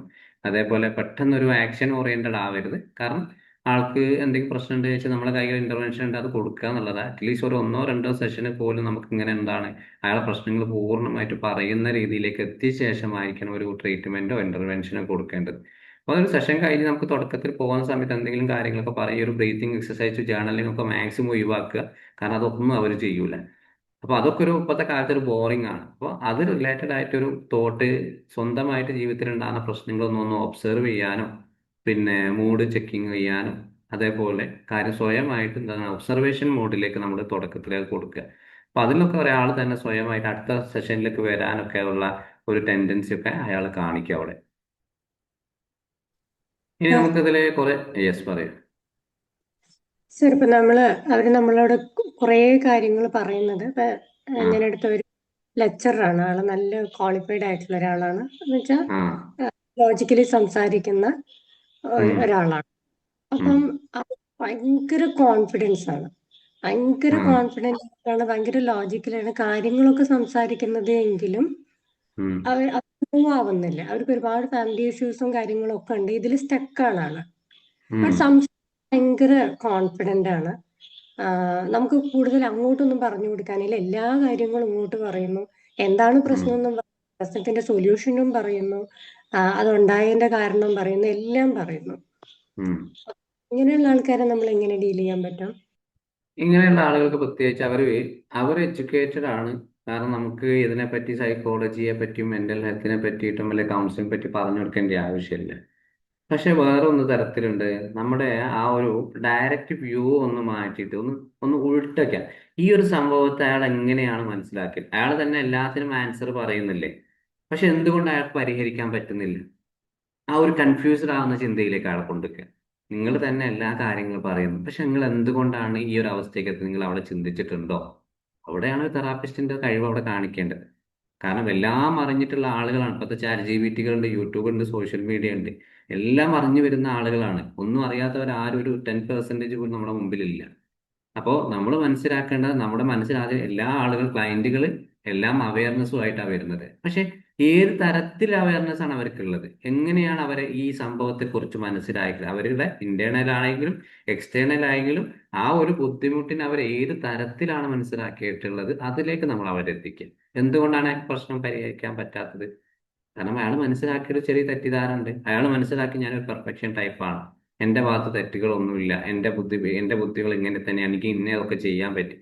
അയാൾ ചോദിക്കുന്ന ആ രീതിയിൽ നിങ്ങൾ ചെയ്യാൻ നോക്കിയിട്ടുണ്ടായിരുന്നു, എപ്പോഴും അതിന് ശ്രമിച്ചിട്ടുണ്ടായിരുന്നു, എന്തുകൊണ്ട് ശ്രമിച്ചിട്ടും എന്തുകൊണ്ടാണ് പറ്റാത്തത്? അവിടെ എന്തെങ്കിലും മിസ്സിങ് ഉണ്ടാവും. ആ മിസ്സിങ് ആണ് നമ്മൾ കാണേണ്ടത്. അതിലേക്ക് നമ്മൾ അയാളെ എത്തിക്കണം. അപ്പൊ ക്ലിയർ സാർ ആയോ? സാർ മനസ്സിലായി, താങ്ക് യു. പിന്നെ ആ, അതില് അവര് ബാക്കിയുള്ളവരിലാണ് എല്ലാ പോരായ്മകളും കാണുന്നത്. ഉം. പോരായ്മ അവരുടെ ഭാഗത്താണ്, ഞാൻ പെർഫെക്റ്റ് ആണ് എന്നുള്ള ഒരു ചിന്തയായിരിക്കുമോ? ഉം. അതോ അങ്ങനെയും വരാൻ പെർഫെക്ഷൻ ടൈപ്പ് ഉണ്ടാവും. അപ്പൊ അങ്ങനെ എല്ലായ്പ്പോഴും എന്താണ് ചിന്ത അവരെ ഭാഗത്ത് തന്നെ മറ്റുള്ള ആളുകളെ കുറ്റം കാണുന്നവർ, പ്രശ്നങ്ങൾ കാണുന്ന സമയത്ത് അവരോട് ചോദിക്കുക, അവരുടെ ബുദ്ധിമുട്ടുകൾ നിങ്ങളെ എന്തുകൊണ്ടാണ് അവർ ആ ബുദ്ധിമുട്ട് നിങ്ങൾ ഉണ്ടാക്കുന്നത്, നിങ്ങളെ കൊണ്ട് അവര് നിങ്ങളെ എങ്ങനെയാണ് ബുദ്ധിമുട്ടിക്കുന്നത്? ആ ഒരു ശൈലി, ആ സ്റ്റൈലൊന്നും അവർക്ക് അയാളെ കൊണ്ട് പറയിപ്പിക്കുക. കാരണം ഓക്കെ, അവരെ തെറ്റാണ് നമ്മൾ അംഗീകരിച്ചു, അവരെ ഭാഗത്ത് തെറ്റുകയാണ്, ഈ ഒരു ബുദ്ധിമുട്ടുകൾ നിങ്ങളുടെ ലൈഫിൽ എങ്ങനെയാണ് ബാധിക്കുന്നത്? അപ്പൊ അവിടെ അയാളെ പെരുമാറ്റ രീതി അവിടെ ഉണ്ടാവും. ഏതൊക്കെ തരത്തിലുള്ള ട്രിഗർ ചിലപ്പോൾ അയാൾ ഉണ്ടാക്കുന്നതായിരിക്കും മറ്റൊരാൾക്ക്. അപ്പൊ അതുകൊണ്ട് അവർ പ്രശ്നങ്ങൾ ഉണ്ടാക്കും. അപ്പൊ ഇയാൾക്ക് ഇവിടെ പ്രശ്നങ്ങൾ കൂടുതലാവും. അപ്പൊ ആ ഒരു വേ കൂടി നമ്മൾ അവിടെ നോക്കണം. കാരണം അവർ പറയാണ് ഞാൻ എൻ്റെ ഭാഗത്ത് തെറ്റൊന്നുമില്ല, എല്ലാം അവരെ ഭാഗത്താണുള്ളത്. കാരണം ഓക്കെ, അവര് സംഭവിച്ചു. പക്ഷെ ആ തെറ്റ് അവർ ചെയ്യുന്ന പ്രശ്നങ്ങൾ നിങ്ങളുടെ ലൈഫിൽ എങ്ങനെയാണ് ബാധിക്കുന്നത്, അതിലേക്ക് നമ്മൾ ആളെ കൊണ്ടുവരിക. അപ്പൊ അതിൽ നിന്നും ആൾക്ക് ചിലപ്പോൾ അയാളെ പ്രശ്നം, ഇപ്പൊ എന്തെങ്കിലും പേഴ്സണാലിറ്റി ട്രേറ്റ്സോ ഡിസോർഡറിലൊക്കെ അയാൾക്ക് ഉണ്ടാവും, അതും കാരണം നമ്മൾ കണ്ടെത്തണം. ഓക്കെ. ഓക്കെ സാർ, മനസ്സിലായി, താങ്ക് യു. അപ്പോൾ ഇനി നമുക്ക് ഇതിൽ ഒരു കേസ് കൺസെപ്റ്റലൈസേഷൻ സമയത്ത് എഴുതുന്ന സമയത്ത് നമുക്ക് ഒരുപാട് മിസ്റ്റേക്കുകളായിട്ട് സാധാരണയായിട്ട് വരാറുണ്ട്. അപ്പോൾ നമ്മൾ മെയിനായിട്ട് ഒരു കൺഫ്യൂസിങ് ഡയഗ്നോസിസ് വിത്ത് കേസ് കൺസെപ്റ്റലൈസേഷൻ. സാധാരണ നമ്മൾ തെറാപ്പിസ്റ്റ് നമ്മൾ കാണുകയാണ് ഈ ഒരു കേസ് കൺസെപ്റ്റലൈസേഷനും നമ്മൾ കണ്ടെത്തിയിട്ടുള്ള ഡയഗ്നോസിസും ഒന്നാണ് എന്നുള്ളത്. ഇപ്പോൾ നേരെ നമ്മുടെ നായർ സാർ ചോദിച്ചതുപോലെ അപ്പോൾ ചോദിച്ച മനസ്സിലല്ല, ഒരു പിന്നെ ഈ ഹൈപ്പോത്തിസിസും സിനോപ്സിസും ഒന്നാണെന്ന് നമ്മൾ കരുതുക. അപ്പൊ അങ്ങനെ കരുതി കഴിഞ്ഞാൽ എന്താണ്, അവിടെ പ്രശ്നം എങ്ങനെ രൂപപ്പെട്ടു, എന്തുകൊണ്ടാണ് അയാളുടെ ജീവിതത്തിൽ പ്രശ്നം തുടരുന്നു, എങ്ങനെ ചികിത്സിക്കാം എന്നതിനെ കുറിച്ച് വ്യക്തമായിട്ടുള്ള ഒരു ധാരണ നമുക്ക് ഉണ്ടാവില്ല. ഇങ്ങനെ കണ്ടു കഴിഞ്ഞാൽ കേസ് കൺസെപ്റ്റലൈസേഷൻ നമ്മൾ കണ്ട ഡയഗ്നോസും ഒന്നാണ്, അല്ലെങ്കിൽ ഒരു കൺഫ്യൂഷൻ അവിടെ വന്നു കഴിഞ്ഞാൽ. അതേപോലെ എന്താണ് കളക്ടിങ് ഇൻഫർമേഷൻ വിത്തൗട്ട് ഇന്റഗ്രേറ്റഡ്. അവിടെ നമ്മൾ ഈ അസസ്മെന്റിൽ ലഭിച്ചിട്ടുള്ള വിവരങ്ങൾ നമ്മൾ എന്താണ് കറക്റ്റായിട്ട് എവിടെയോ എഴുതി വെക്കാതെയോ, അല്ലെങ്കിൽ അതിൽ തമ്മിൽ ആ ഒരു കിട്ടിയിട്ടുള്ള ഇൻഫർമേഷനെ കുറിച്ചിട്ടുള്ള ഡാറ്റകൾ എന്താണ് നമ്മൾ കണക്ട് ചെയ്യാതെയോ, അല്ലെങ്കിൽ അത് തമ്മിലുള്ള ബന്ധങ്ങൾ നമ്മൾ കണ്ടെത്താതെ നമ്മളൊരു ഊഹം അങ്ങോട്ട് വെച്ചിട്ട് എഴുതി ഉണ്ടാക്കുകയാണ്, ഇയാൾക്ക് ഇന്ന പ്രശ്നങ്ങളാണ്, ആൾക്ക് ഇന്ന ലൈഫിൽ ഇങ്ങനെയൊക്കെയാണ് വന്നിട്ട്, അങ്ങനെ ആയാലും കേസ് കൺസെപ്റ്റ് അവിടെ ഒരു ട്രീറ്റ്മെന്റിലേക്ക് എത്തില്ല അപ്പോൾ ആള്. പിന്നെ മറ്റൊന്നാണ് നമ്മൾ മാക്സിമം ഈ ക്ലയന്റിന്റെ സ്ട്രെങ്ത്തുകൾ മനഃപൂർവ്വമായിട്ട് നമ്മൾ അവഗണിക്കുകയാണ്. അയാളുടെ ജീവിതത്തിൽ ഒരുപാട് നല്ല കാര്യങ്ങൾ അയാൾ ചെയ്തിട്ട് നമ്മൾ പ്രോബ്ലത്തിലേക്ക് മാത്രം ഫോക്കസ് ചെയ്യുകയാണ്. അങ്ങനെ വരുമ്പോഴും ഇയാൾക്ക് എന്താണ് ഒരു കേസ് കൺസെപ്റ്റലൈസേഷൻ നല്ല രീതിയിൽ കിട്ടാൻ ചാൻസസ് ഇല്ല. പിന്നെ അതേപോലെ using A one size fit all. നമ്മളെ അടുത്തൊരു 100 ക്ലയന്റ് വന്നു കഴിഞ്ഞാൽ എല്ലാവർക്കും ഒരേപോലെയുള്ള ഫോർമുലേഷൻ നമ്മൾ ഉണ്ടാക്കുക. അപ്പോൾ നമ്മളൊന്ന് മനസ്സിലാക്കേണ്ട, ഓരോ ക്ലയന്റും വ്യത്യസ്തരാണ്. അപ്പോൾ ഓരോ കേസിലും നമ്മൾ എന്താണ് വ്യത്യസ്തമായിട്ടുള്ള ഒരു ഇൻഡിവിജ്വൽ ആയിട്ടുള്ള ഒരു കേസ് കൺസെപ്റ്റലൈസേഷൻ ആണ് നമ്മൾ അവിടെ ഉണ്ടാക്കേണ്ടത്. അതേപോലെ ജമ്പിന്റെ കൺക്ലൂഷൻ ടു ക്വിക്ക്ലി, പെട്ടെന്ന് തന്നെ നമ്മളൊരു ഇന്റർവെൻഷൻ പ്ലാനിലേക്ക് എത്തുക. ഇയാൾ ആൻസൈറ്റി, എനിക്ക് പാനിക് ആകുന്നുണ്ട്, അപ്പോൾ നാളെ മുതൽ തന്നെ നിങ്ങൾ ഇൻട്രോസെപ്റ്റീവ് കൊടുത്തോളൂ, എക്സ്പോഷർ ചെയ്തോളൂ, പെട്ടെന്ന് തന്നെ ഒരു പ്രശ്നങ്ങളിൽ നിന്ന് മറ്റൊന്നിലേക്ക് ചാടുന്ന. അപ്പൊ അത് ഒരിക്കലും നമ്മൾ പെട്ടെന്ന് ഒരു നിഗമനത്തിലേക്ക് എത്താൻ പാടില്ല. കാരണം അയാൾക്ക് ആവശ്യമുള്ള വിവരങ്ങൾ നമ്മൾ ശേഖരിക്കാതെ, പ്രശ്നത്തിന്റെ കാരണം നമ്മൾ മനസ്സിലാക്കാതെ ഒരു തെറ്റായിട്ടുള്ള ഫോർമുലേഷനിലായിരിക്കും നമ്മൾ കൊണ്ടുപോവുക. പിന്നെ അതേപോലെ ഇഗ്നോറിങ് കൾച്ചറൽ ആൻഡ് സോഷ്യൽ കണ്ടക്സ്റ്റുകൾ. കാരണം അവർക്ക് സാംസ്കാരികപരമായിട്ടുള്ള സോഷ്യൽ ആയിട്ടുള്ള ഒരു പാശ്ചാത്തലം നമ്മൾ അവഗണിക്കുകയാണ്. കാരണം ക്ലയന്റിന്റെ ഒരു സംസ്കാരം നമ്മൾ മനസ്സിലാക്കുന്നില്ല, കുടുംബ സാഹചര്യങ്ങൾ മനസ്സിലാക്കുന്ന, അയാൾ ഏത് മതത്തിലാണ് നോക്കുന്നില്ല, അതൊന്നും നമുക്ക് ചോദിക്കേണ്ട ആവശ്യമില്ല. പക്ഷെ അയാളുടെ പ്രശ്നവുമായിട്ട് എന്താണ് നമ്മളൊന്ന് മനസ്സിലാക്കുന്നത് നല്ലതാണ്. കാരണം ഇയാളെ സോഷ്യലായിട്ടുള്ള ഒരു സാഹചര്യങ്ങൾ എന്തൊക്കെയാണ്, സാമ്പത്തികമായിട്ടുള്ള അവസ്ഥകൾ എന്തൊക്കെയാണ്, ഈ ഒരു പ്രശ്നത്തെ എങ്ങനെയാണ് ബാധിച്ചിട്ടുള്ളത്. അപ്പൊ ഇതൊക്കെ ഇഗ്നോർ ചെയ്യുമ്പോൾ എന്താണ് നല്ലൊരു ട്രീറ്റ്മെന്റിലേക്ക് വരത്തില്ല. അതേപോലെ ഓവർലുക്കിംഗ് മെയിൻറ്റെയിൻ ഫാക്ടേഴ്സുകൾ. അപ്പോൾ പിന്നെ നമ്മൾ നോക്കുകയാണ് എന്തുകൊണ്ടാണ് ഈ ഒരു പ്രശ്നങ്ങൾ ഇപ്പോഴും തുടരുന്നു, അത് മാത്രം നമ്മൾ ഫോക്കസ് ചെയ്യാണ്. അങ്ങനെ ഉണ്ടായാലും പ്രശ്നങ്ങൾ കൂടുതലാവും, അത് അവിടെയും നല്ലൊരു ട്രീറ്റ്മെന്റ് എത്തില്ല. പിന്നെ അതേപോലെ ഈ ഒരു ഫോർമുലേഷനും അതേപോലെ ഈ ഒരു ട്രീറ്റ്മെന്റ് പ്ലാനും എന്താണ് നമ്മൾ കണക്ട് ചെയ്യാതെ പോവുക. എടുക്കുന്ന റിപ്പോർട്ട് വേറെ, കൊടുക്കുന്ന ഇന്റർവെൻഷൻ വേറെ. അങ്ങനെയാകുമ്പോൾ അവിടെ നല്ലൊരു സെഷൻ ഉണ്ടാവില്ല.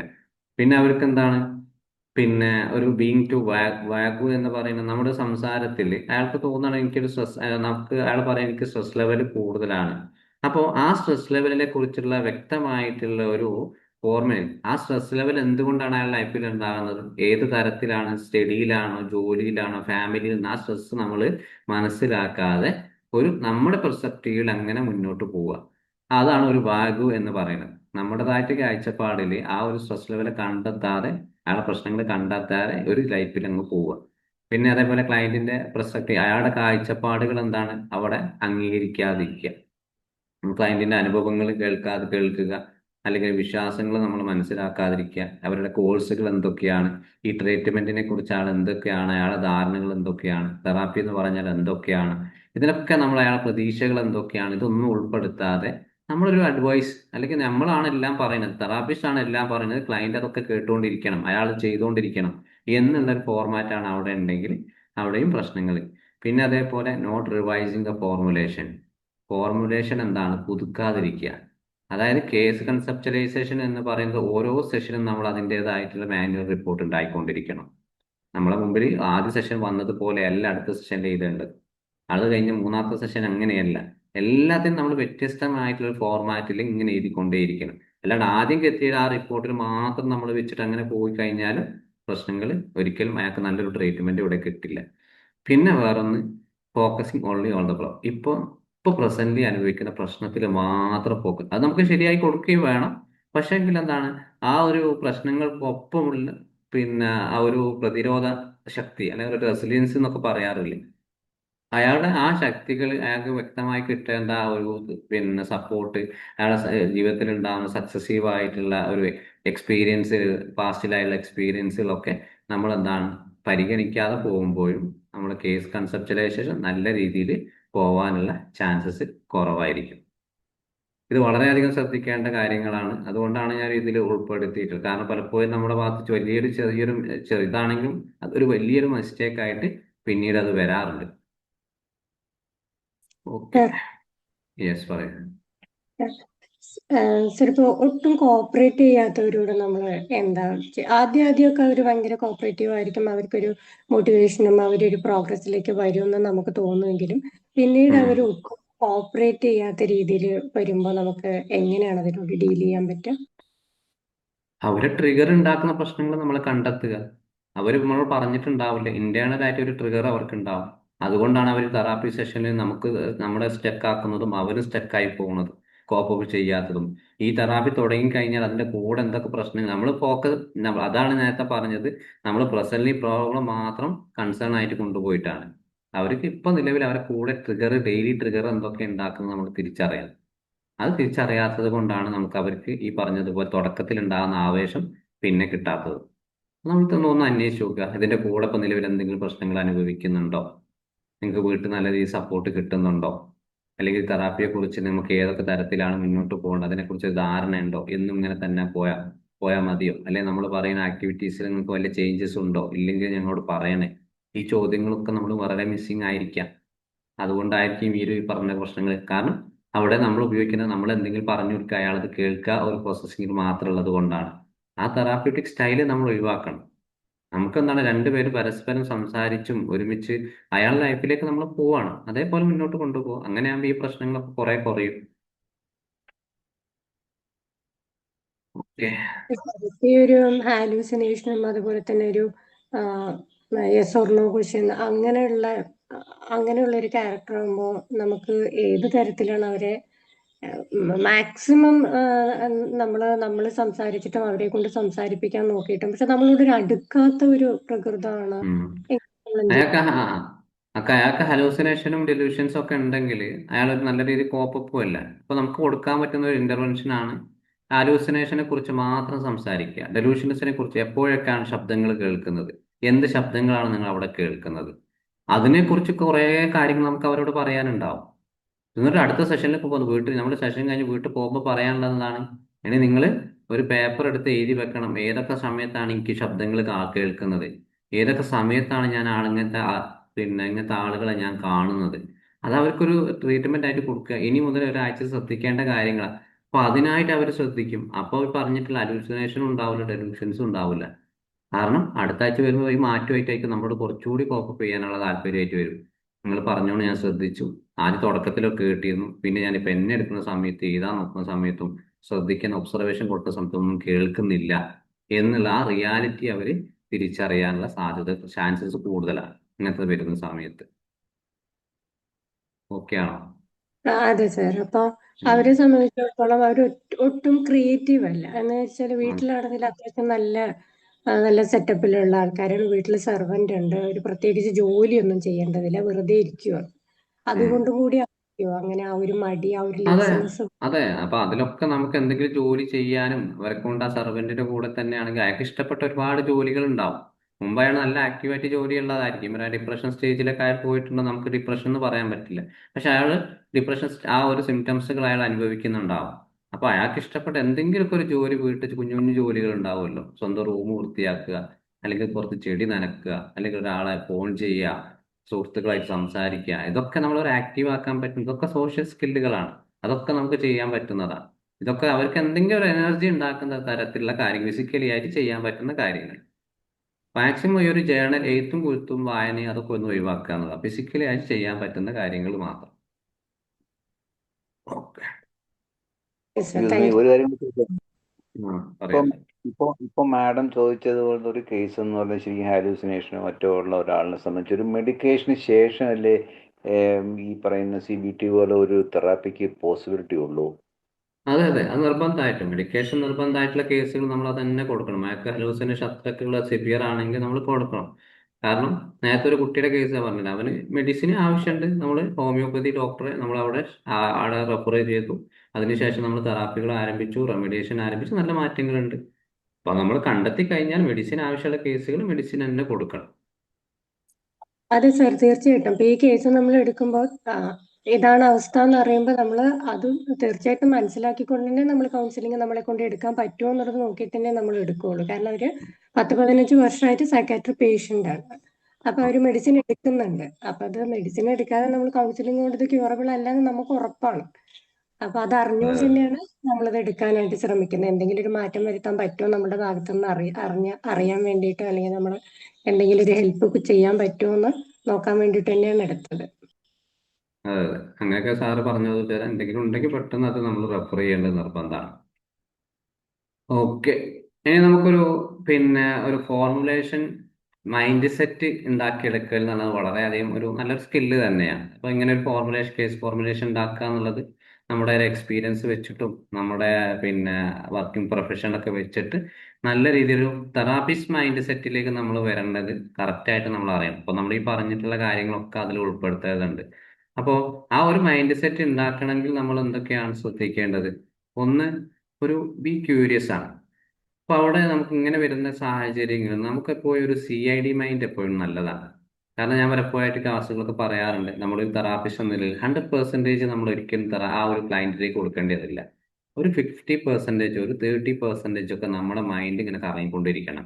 ഈ ഒരു കേസിൽ എനിക്ക് എന്ത് ഇന്റർവെൻഷൻ കൊടുക്കാൻ പറ്റും, അതേപോലെ ഇയാളെ എന്തുകൊണ്ടാണ് ഇയാളുടെ ലൈഫിൽ ഇങ്ങനെയൊക്കെ വന്നു കൊടുക്കുന്നത്, എന്തെങ്കിലും നമ്മൾ പഠിച്ചത് വെച്ചിട്ടും നമ്മൾ DSM ആ ഒരു ക്രൈറ്റീരിയ വെച്ചുകൊണ്ടും നമുക്ക് എങ്ങനെയാണ് ഇയാളുടെ പ്രോബ്ലത്തിലേക്ക് നമുക്കൊരു കേസ് കൺസെപ്റ്റലൈസേഷൻ ഉണ്ടാക്കിയെടുക്കാം, ഒരു റിപ്പോർട്ട് എങ്ങനെ ഉണ്ടാക്കിയെടുക്കാം എന്നുള്ള ആ ഒരു ക്യൂരിയസ് നമുക്ക് എപ്പോഴും വേണം, ഒരു ക്യൂരിയോസിറ്റി.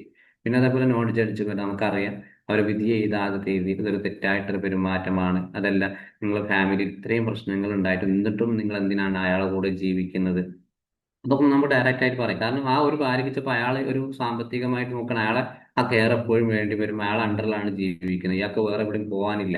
അപ്പൊ നമ്മൾ പറയണം നിങ്ങളൊന്ന് അവിടെ തൽക്കാലം മാറി നിന്നോളൂ, അല്ലെങ്കിൽ അവിടെ നിന്ന് നിങ്ങൾ ഡൈവോഴ്സിന് കൊടുത്തോളൂ, അതൊന്നും നമ്മൾ പറയാൻ പറ്റില്ല. കാരണം ഈ ഒരു പെരുമാറ്റത്തിലെ പിന്നിലെ കാരണം എന്തായിരിക്കും എന്നുള്ള രീതിയിലായിരിക്കും നമ്മൾ നോൺ ജഡ്ജ്മെന്റലായിട്ട് പോവേണ്ടത്. അപ്പൊ അതിനനുസരിച്ചായിരിക്കും നമ്മുടെ തിങ്ക് ബിയോണ്ട് ഡയഗ്നോസിസ്. കാരണം നമ്മൾ ഡയഗ്നോസിന് അപ്പുറം ചിന്തിക്കുക. ഇത് ഡയഗ്നോസിസ് എന്ന് പറയുന്ന ഒരു രോഗത്തിന്റെ പേര് മാത്രമാണ്. പക്ഷെ അതിനപ്പുറം ഈ ഒരു പ്രശ്നം എങ്ങനെ രൂപപ്പെട്ടു എന്നുള്ളതാണ് ആ സിംറ്റംസിലേക്ക് നമ്മൾ പോകേണ്ടത്. എന്തുകൊണ്ട് തുടരുന്നു എന്നുള്ളത് നമ്മൾ അന്വേഷിക്കണം. കാരണം അതാണ് ശരിക്കും ഒരു തെറാപ്പിസ്റ്റിന്റെ സ്കില്ല് എന്ന് പറയുന്നത്. അതേപോലെ ലുക്ക് ഫോർ പാറ്റേൺസ്. കാരണം ഇവർക്ക് ഈ ഒരു സംഭവം റിപ്പീറ്റഡ് ആയിട്ട് വരുന്ന എന്തെങ്കിലും ഒരു പാറ്റേൺ ഉണ്ടോ നോക്കുക. ക്ലയന്റിന്റെ ചിന്തകൾ എന്തൊക്കെയാണ്, വികാരങ്ങൾ എന്തൊക്കെയാണ്, പെരുമാറ്റങ്ങൾ എന്തൊക്കെയാണ്, റിലേഷൻഷിപ്പിൽ എന്തൊക്കെയാണ്, ആ ഒരു പാറ്റേണിലേക്ക് നമ്മൾ പോയി നോക്കുക, ഒരു മൈൻഡ് സെറ്റ് എന്നുള്ളത്. പിന്നെ അതേപോലെ കണക്ട് ദ ഡോട്ട്. അവിടെ കാരണം അയാൾ എന്താണ് ഈ വിവരം നമ്മൾ എടുത്തിട്ടുള്ള ആ ഒരു ഡാറ്റകൾ അല്ലെങ്കിൽ ആ അസസ്മെന്റിൽ ലഭിച്ചിട്ടുള്ള വിവരങ്ങൾ എന്താണ് ഒരൊറ്റപ്പെട്ടതായിട്ട് മനസ്സിലാക്കാതെ ഓരോന്നാണ് പരസ്പരം എന്താണ് കണക്ട് ചെയ്യണം. അയാൾ പറഞ്ഞിട്ടുള്ള വിവരങ്ങൾ ഇന്നത് കാരണങ്ങൾ കൊണ്ടായിരിക്കാം, ആ കാരണങ്ങൾ കൊണ്ടായിരിക്കാം ഈ ഒരു പ്രശ്നത്തിൽ എത്തിയിട്ടുള്ളത്, ആ ഒരു പാറ്റേണിലേക്ക്. പിന്നെ അതേപോലെ കൺസിഡർ മൾട്ടിപ്പിൾ ഇൻഫ്ലുവൻസ്. കാരണം ഈ ഒരു പ്രശ്നങ്ങൾ അല്ലെങ്കിൽ അയാൾക്ക് ഒരുപാട് സ്ട്രെങ്ത്തുകളും പോസിറ്റീവായിട്ടുള്ള കാര്യങ്ങളൊക്കെ ഉണ്ട്. പക്ഷെ ആ പ്രശ്നങ്ങൾ മാത്രം എന്താണ് കണ്ടെത്താതെ അയാൾക്ക് മൾട്ടിപ്പിൾ ആയിട്ട് ഇതിന്റെ കൂടെ തന്നെയുള്ള ഒരുപാട് എന്തെങ്കിലും റെസിലിയൻസ് പവറുകൾ ഉണ്ടോ, സപ്പോർട്ടിങ് സംവിധാനങ്ങൾ ഉണ്ടോ, അതേപോലെ വ്യക്തിപരമായിട്ട് എന്തെങ്കിലും കഴിവ് സ്കില്ലുകൾ ഉണ്ടോ, അതൊക്കെ നമ്മൾ എന്താണ് അവിടെ കണ്ടെത്തേണ്ടതുണ്ട്. പിന്നെ അയാൾക്ക് ഒരു focus on both problem and സ്ട്രെങ്ത്തുകൾ. അയാളെ കൊണ്ട് തന്നെ എന്താണ് സ്വയം ഒരു തെറാപ്പിസ്റ്റ് ആക്കാൻ നമ്മൾ ഉണ്ടാക്കിയെടുക്കണം. കാരണം ആ ഒരു കേസ് കൺസെപ്റ്റലൈസേഷൻ എന്ന് പറയുന്നത് നമ്മൾ ഫൈനൽ സ്റ്റേജ് അല്ല. കാരണം ഇതിലെ വിവരങ്ങൾ വിവരങ്ങൾ ലഭിക്കുന്ന സമയത്ത് അത് തിരുത്താനും പുതുക്കാനുള്ള കഴിവ് നമുക്ക് ഉണ്ടായിരിക്കണം. അത് വെച്ച് മാത്രം നമ്മൾ മുന്നോട്ട് പോകാൻ പാടില്ല. പിന്നെ അതേപോലെ കൊളാബറേറ്റ് ദ ക്ലയന്റിന്റെ എല്ലാവിധ സഹകരണങ്ങളും കൂടിയിട്ടായിരിക്കണം നമ്മൾ ഈ ഒരു ഫോർമുലേഷനുമായിട്ട് മുന്നോട്ട് പോവേണ്ടത്. അപ്പൊ അതിൽ ഏതൊക്കെ തരത്തിലുള്ള ഫോർമുലേഷൻ നമുക്ക് ഉപയോഗിക്കാം? ഈ ഒരു 4PS മോഡലാണ് നമ്മൾ നേരത്തെ പറഞ്ഞിട്ടുള്ള ആ ഒരു പിന്നെ എന്തൊക്കെ ഫാക്ടേഴ്സ് ആണ് വരാനുള്ള ഫാക്ടേഴ്സ് എന്തൊക്കെയാണ്, മെയിൻറ്റെയിൻ ചെയ്യുന്ന ഫാക്ടേഴ്സ് എന്തൊക്കെയാണ്, പ്രശ്നങ്ങൾ തുടർന്ന് കൊണ്ടുവയ്ക്കുന്നത് എങ്ങനെയൊക്കെയാണ്, പ്രൊട്ടക്റ്റീവ് ഫാക്ടേഴ്സ് ഒക്കെ, ഇതൊക്കെയാണ് 4PS മോഡൽ എന്ന് പറയുന്നത്. അപ്പൊ അതിന്റെ കൂടെ തന്നെ ബയോസൈക്കോ സോഷ്യൽസ് മോഡൽ, അയാളുടെ ജീവിത ശൈലികൾ നമ്മൾ പൂർണ്ണമായിട്ടും ഇതിലേക്ക് കൊണ്ടുവരികയാണ്. എന്തുകൊണ്ടാണ് പിന്നെ ഫാമിലിയിൽ നിന്ന് വന്നിട്ടുള്ള കാര്യങ്ങൾ എന്തൊക്കെയാണ്, പിന്നെ ഒരു ജനറ്റിക്കലി ആയിട്ട് വന്ന പ്രശ്നങ്ങളാണോ, അല്ലെങ്കിൽ പിന്നെ ബയോസോഷ്യൽ മൊത്തമായിട്ട് വരും, സൈക്കോളജിക്കലി വരും, ബയോളജിക്കലി വരും, അതേപോലെ സോഷ്യൽ ഫാക്ടേഴ്സ് വരും, എല്ലാം വരും. അതേപോലെ പിന്നെ മൊത്തത്തിൽ ആളുടെ ജീവിതവുമായിട്ട് കണക്ട് ചെയ്തിട്ടുള്ള എല്ലാം. അപ്പോൾ പിന്നെ ബയോളജിക്കലി എന്ന് പറയും ജനിതകമായിട്ട് എന്തെങ്കിലും, സൈക്കോളജിക്കലി ആയിട്ട് ആളെ ശാരീരികമായിട്ടും മനസ്സുമായിട്ടൊക്കെ കണക്ട് ചെയ്തിട്ട് എന്തെങ്കിലും പ്രശ്നങ്ങൾ, പിന്നെ സോഷ്യലായിട്ട് വരുന്നത്, ഇതെല്ലാം കൂടി വരുമ്പോഴാണ് ബയോസൈക്കോ സോഷ്യൽ മോഡൽ എന്ന് പറയുന്നത്. അപ്പോൾ ഇതുകൂടി നമ്മൾ എന്താണ് ആ ഫോർമുലേഷനിൽ ഉൾപ്പെടുത്തും. അതാകുമ്പോഴാണ് കംപ്ലീറ്റ് ആവുന്നത്.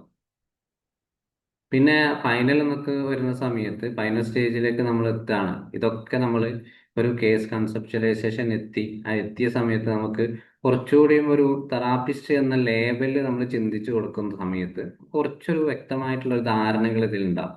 ഒന്ന്, നമ്മൾ ഈ ഒരു സംഭവത്തെ കുറിച്ച് അയാളെ കേൾക്കുകയാണ്, കൗതുകത്തോടു കൂടി നമ്മൾ കേൾക്കുകയാണ്, ക്യൂരിയോസിറ്റി ഉണ്ട്. അതിനകത്ത് പറഞ്ഞതുപോലെ ഒരു CD ക്ലയന്റ് പറയുന്ന വാക്കുകൾ മാത്രം നമ്മൾ കേട്ടിട്ട് അതിൽ പിന്നീടുള്ള അർത്ഥം വികാരങ്ങൾ മനസ്സിലാക്കുന്നതിന് പകരം എന്താണ് ഈ പൂർണ്ണമായിട്ട് അത് വിശ്വസിക്കുക എന്നുള്ളത്. ഒരിക്കലും എന്താണ് 100% നമ്മൾ ക്ലയന്റ് പറയുന്നത് വിശ്വസിക്കാൻ പാടില്ല. കാരണം ഇതിൽ ഒരുപാട് മാനിപ്പുലേഷൻ ഉണ്ട്. പ്രത്യേകിച്ച് പേഴ്സണാലിറ്റി ട്രൈറ്റ് ഡിസോർഡർ ഉള്ള ആളുകൾ വന്നു കഴിഞ്ഞാൽ അവർ വേറെ സ്വന്തം, പ്രത്യേകിച്ച് ഡിസോസിയേറ്റഡ് ആയിട്ടുള്ള ഡിസോർഡറുകൾ, അവർ പേര് മാറ്റി പറയും, കഴിഞ്ഞതൊന്നും ഓർമ്മയില്ല എന്ന് പറയും. പിന്നെ ഇപ്പൊ നിലവിൽ ഇന്നലെ കഴിഞ്ഞ സംഭവങ്ങൾ ഓർമ്മയില്ല, ഇപ്പൊ എന്താണ് ഒരു 5 മിനിറ്റ് നമ്മൾ പറഞ്ഞ കാര്യങ്ങൾ ഓർമ്മയില്ല എന്ന് വരും. മനഃപൂർവ്വമായിട്ട് പറയുന്ന ആളുകളൊക്കെ ഉണ്ടാവും. അപ്പൊ ഇതൊക്കെ നമ്മൾ എന്താണ് വ്യത്യസ്തമായിട്ടുള്ള രീതിയിൽ ഒരു തെറാപ്പിസ്റ്റ് എന്ന നിലയിൽ നമ്മൾ ചിന്തിക്കണം, ഇയാൾ എന്തുകൊണ്ടാണ് ഇത് പറയാനുള്ളത്. അതേപോലെ ഒബ്സർവ് മോർ ദാൻ വേർഡ്. അയാൾ പറയുന്ന വാക്കുകൾക്കപ്പുറം നമ്മൾ ചിന്തിക്കുക. അതായത് എങ്ങനെ ചിന്തിക്കുക? അയാൾ ഫേഷ്യൽ എക്സ്പ്രഷൻ ശ്രദ്ധിക്കുക, അയാൾ ടോൺ വോയിസ് ശ്രദ്ധിക്കുക, ബോഡി ലാംഗ്വേജ് എങ്ങനെയാണ്, അയാളെ കണ്ണുകളിലെ വികാരങ്ങൾ എങ്ങനെയാണ്, മുന്നോട്ട് ഐ കോണ്ടാക്ട് ഉണ്ടോ, അല്ലെങ്കിൽ കണ്ണിങ്ങനെ താഴ്ന്നും പീലികൾ താഴ്ന്നും പോയി നിൽക്കുന്നുണ്ടോ, അല്ലെങ്കിൽ കണ്ണിന് വെള്ളം വരുന്നുണ്ടോ, അല്ലെങ്കിൽ പെട്ടെന്ന് അയാൾ സൈലന്റ് ആയി പോകുന്നുണ്ടോ, അല്ലെങ്കിൽ ഹെസിറ്റേഷൻ ഉണ്ടോ, ഹൃദയമിടിപ്പ് ഒരു പൾസ് റേറ്റിംഗ് കൂടുന്നുണ്ടോ. ഇതൊക്കെ നമുക്ക് എന്താണ് look of observe more than word. അയാൾ സംസാരിക്കുന്നതിന് അപ്പുറത്തേക്ക് നമ്മുടെ കണ്ണുകൾ പോകണം എന്നുള്ളതാണ്. പിന്നെ നേരത്തെ പറഞ്ഞത് ലുക്ക് ഫോർ പാറ്റേൺസുകൾ. അയാള് ക്ലയന്റിന്റെ ചിന്തകളും വികാരങ്ങളും പെരുമാറ്റത്തിലുള്ള അല്ലെങ്കിൽ ആവർത്തിച്ച് വരുന്ന, ഇപ്പൊ നെഗറ്റീവ് ചിന്തകൾ വരുന്നു, ഓവർ തിങ്കിങ് വരുന്നു, ഇപ്പോൾ ഒരു OCD പോലുള്ള കേസുകളാണ് അയാളുടെ ഒരു പെരുമാറ്റത്തിലാണ്, കമ്പൽസീവ് ആയിട്ടുള്ള പെരുമാറ്റത്തിലേക്ക് അയാൾ പോകുന്നുണ്ടോ, ഇതൊക്കെ അറിയാം.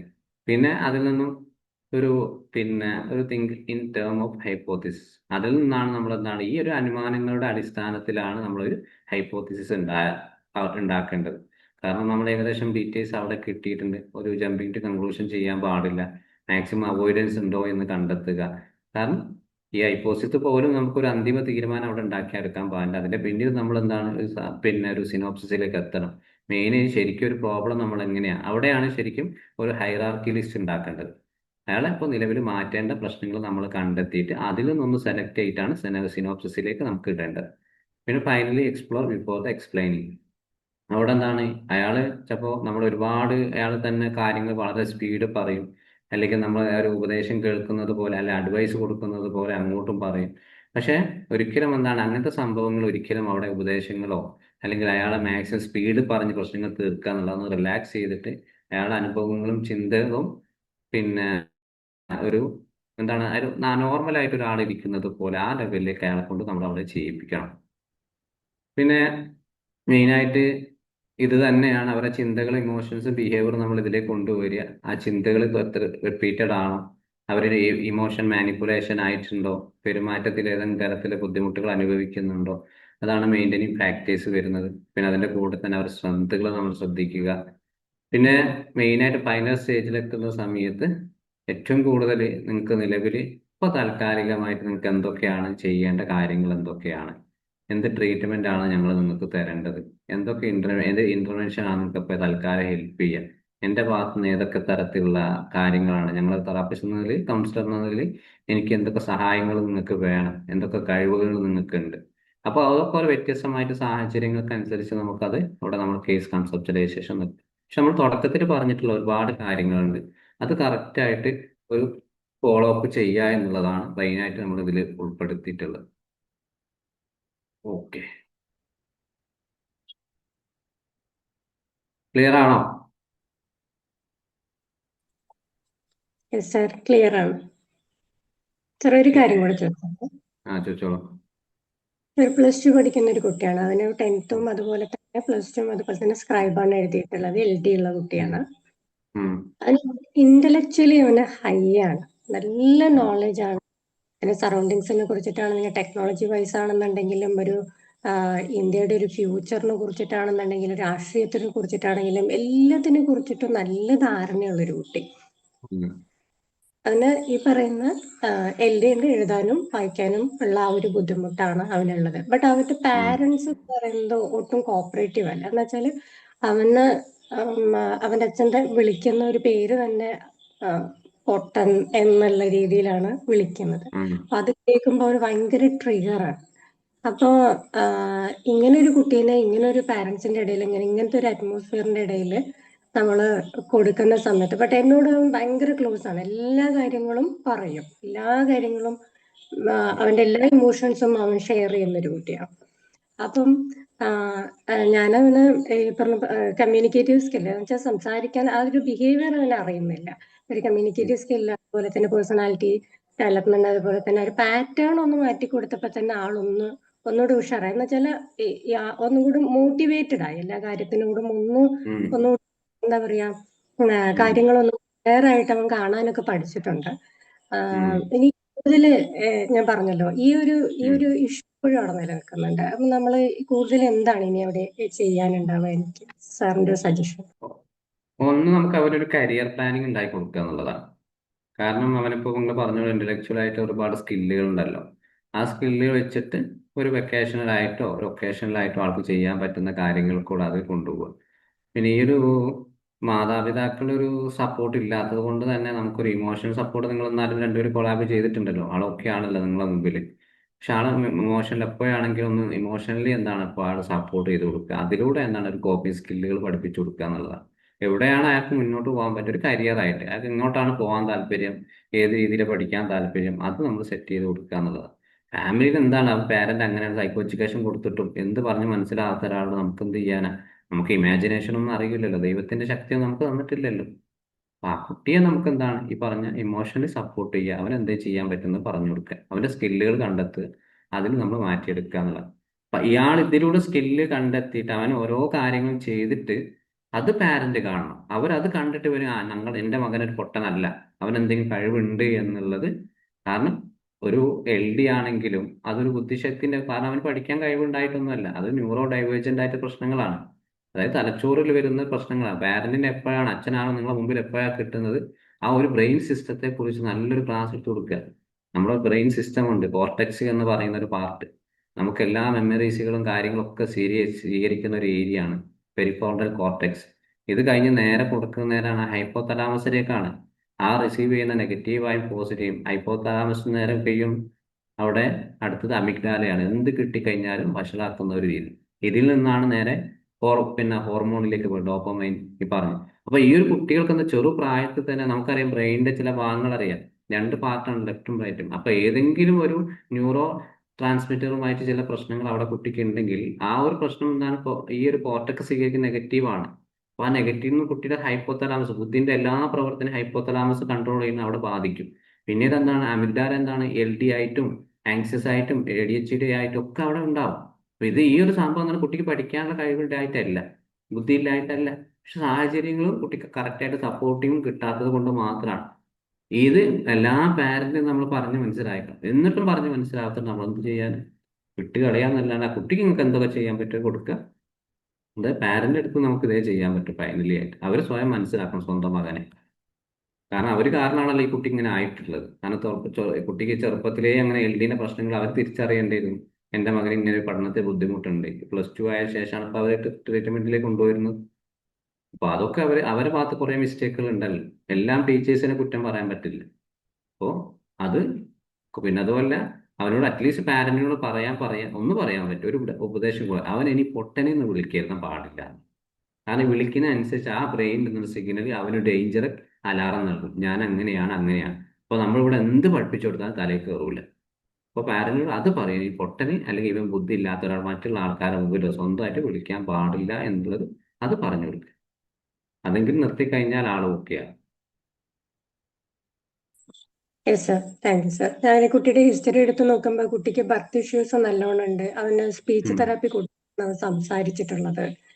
പിന്നെ ഒരു ഫിക്സിന്റെ പ്രശ്നങ്ങളുണ്ട്. ഇതെല്ലാം ഉണ്ടെന്ന് പാരന്റ്സ് തന്നെ അറിയാം. ബട്ട് അവരുടെ കുട്ടി പെർഫെക്റ്റ് ആയിരിക്കണം. അവര് സൊസൈറ്റിയിൽ നല്ല രീതിയിൽ ജീവിക്കുന്നവരാണ്. കുട്ടി പെർഫെക്റ്റ് ആയിരിക്കണം എന്നുള്ള ഒരു രീതിയിലാണ് കുട്ടിയെ ട്രീറ്റ് ചെയ്യുന്നത്. സോ അവിടെയാണ് ഞാൻ ആവുന്നത്. അതെ, പെർഫെക്റ്റ് ആയിട്ട് ട്രീറ്റ് ചെയ്യണമെങ്കിൽ ആ ട്രീറ്റ്മെന്റ് സപ്പോർട്ട് കുട്ടിക്ക് അവർ കൊടുക്കണ്ടേ. അല്ലാണ്ട് കുറെ കാശും കൊടുത്ത് ഒരാളുടെ കൊണ്ടാക്കിയിട്ട് കാര്യമില്ലല്ലോ. ആ ട്രീറ്റ് ചെയ്യുന്ന ആൾ എന്താണ് പറഞ്ഞു കൊടുക്കുന്നത്, അത് എഫക്റ്റീവ് ആണെങ്കിൽ ആ സപ്പോർട്ട് വീട്ടിൽ നിന്ന് അവന് കിട്ടണ്ടേ. അതില്ലല്ലോ. പിന്നെ എങ്ങനെ കുട്ടി അത് ശരിയാവും? അവർക്ക് ഇമേജ് മാത്രം ശരിയാക്കിയാൽ മതി. അതെ, ഞാൻ മനസ്സിലാക്കിയെടുത്തോളം ആ ഫാദർ ഒരു NPD ഉള്ള ഒരാളായിട്ടാണ് എനിക്ക് ഫീൽ ചെയ്തിട്ടുള്ളത്. എന്ത് ക്ലയന്റ് ആയാലും നിങ്ങളെ മുമ്പിൽ നിങ്ങൾക്ക് പറയാം, നിങ്ങൾക്ക് അവിടെ പറയാനുള്ളത് അവരോട് പറയാൻ, നമുക്ക് നോക്കി പറയാം അവരുടെ കുട്ടിയുടെ അവസ്ഥ ഏതാണെന്നുള്ളത്. അതിന് നമുക്കൊരു പേടിയൊന്നും വേണ്ട. നമ്മളൊന്നും അവിടെ ചെയ്യാൻ പോകുന്നില്ല. കാരണം അയാൾക്ക് പറഞ്ഞ് മനസ്സിലാക്കാം. അയാൾ നിങ്ങളെ മുമ്പിൽ വരുമല്ലോ എന്തെങ്കിലും. അപ്പൊ ആൾക്ക് പറഞ്ഞു കൊടുക്കുക, അവനിങ്ങനെ ആ ബുദ്ധിമുട്ടുകളുണ്ട്, അപ്പൊ നിങ്ങൾ ഇനി ഒരിക്കലും അവൻ അങ്ങനെ പറയാൻ പാടില്ല, അത് കൂടുതൽ ബുദ്ധിമുട്ടാണ്, നിങ്ങളെ ചോര തന്നെയല്ലേ. അപ്പൊ അങ്ങനെയൊക്കെയാണ് നമ്മൾ ഈ ഒരു NPD വരുന്ന ക്ലയന്റിനെ നമുക്ക് അവരെന്ന് പുകയ്ക്കാം. നിങ്ങൾക്ക് നല്ലൊരു സമൂഹത്തിൽ നിങ്ങൾ അറിയപ്പെടുന്ന ഒരു വ്യക്തിയാണ്. അപ്പൊ ആ വ്യക്തിയെ പോലെ തന്നെ മകനും എന്താണ് നിങ്ങൾ അറിയപ്പെടേണ്ടത്. അപ്പൊ മകനും മോശമായി എന്ന് അറിഞ്ഞു കഴിഞ്ഞാൽ എന്താണ്, അത് നിങ്ങൾക്ക് തന്നെയാണ് നാണക്കേട് ഉണ്ടാവുക. അപ്പൊ മകനെ മാക്സിമം സപ്പോർട്ട് ചെയ്യുക. അപ്പൊ എന്താ ചെയ്യുക, നമ്മളവിടെ NPDനെയും കൺട്രോൾ ചെയ്തു അയാളെ മകനെയും കൺട്രോൾ ചെയ്യും. അപ്പൊ അതൊന്ന് ജസ്റ്റ് ഒന്ന് ട്രൈ ചെയ്ത് നോക്കി, കിട്ടുമോന്ന് അറിയില്ല. Thank you sir. Anyway, thank you so much. Thank U. Okay, ഇനി ആർക്കെങ്കിലും ചോദിക്കാനുണ്ടെ ചോദിക്കാം.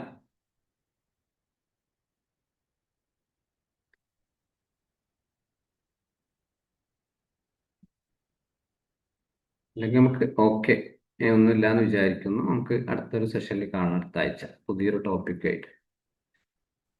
Okay, sir. Thank you. Good night, sir. Good night. Thank you all. Thank you. Good night. See you next session. Thank you.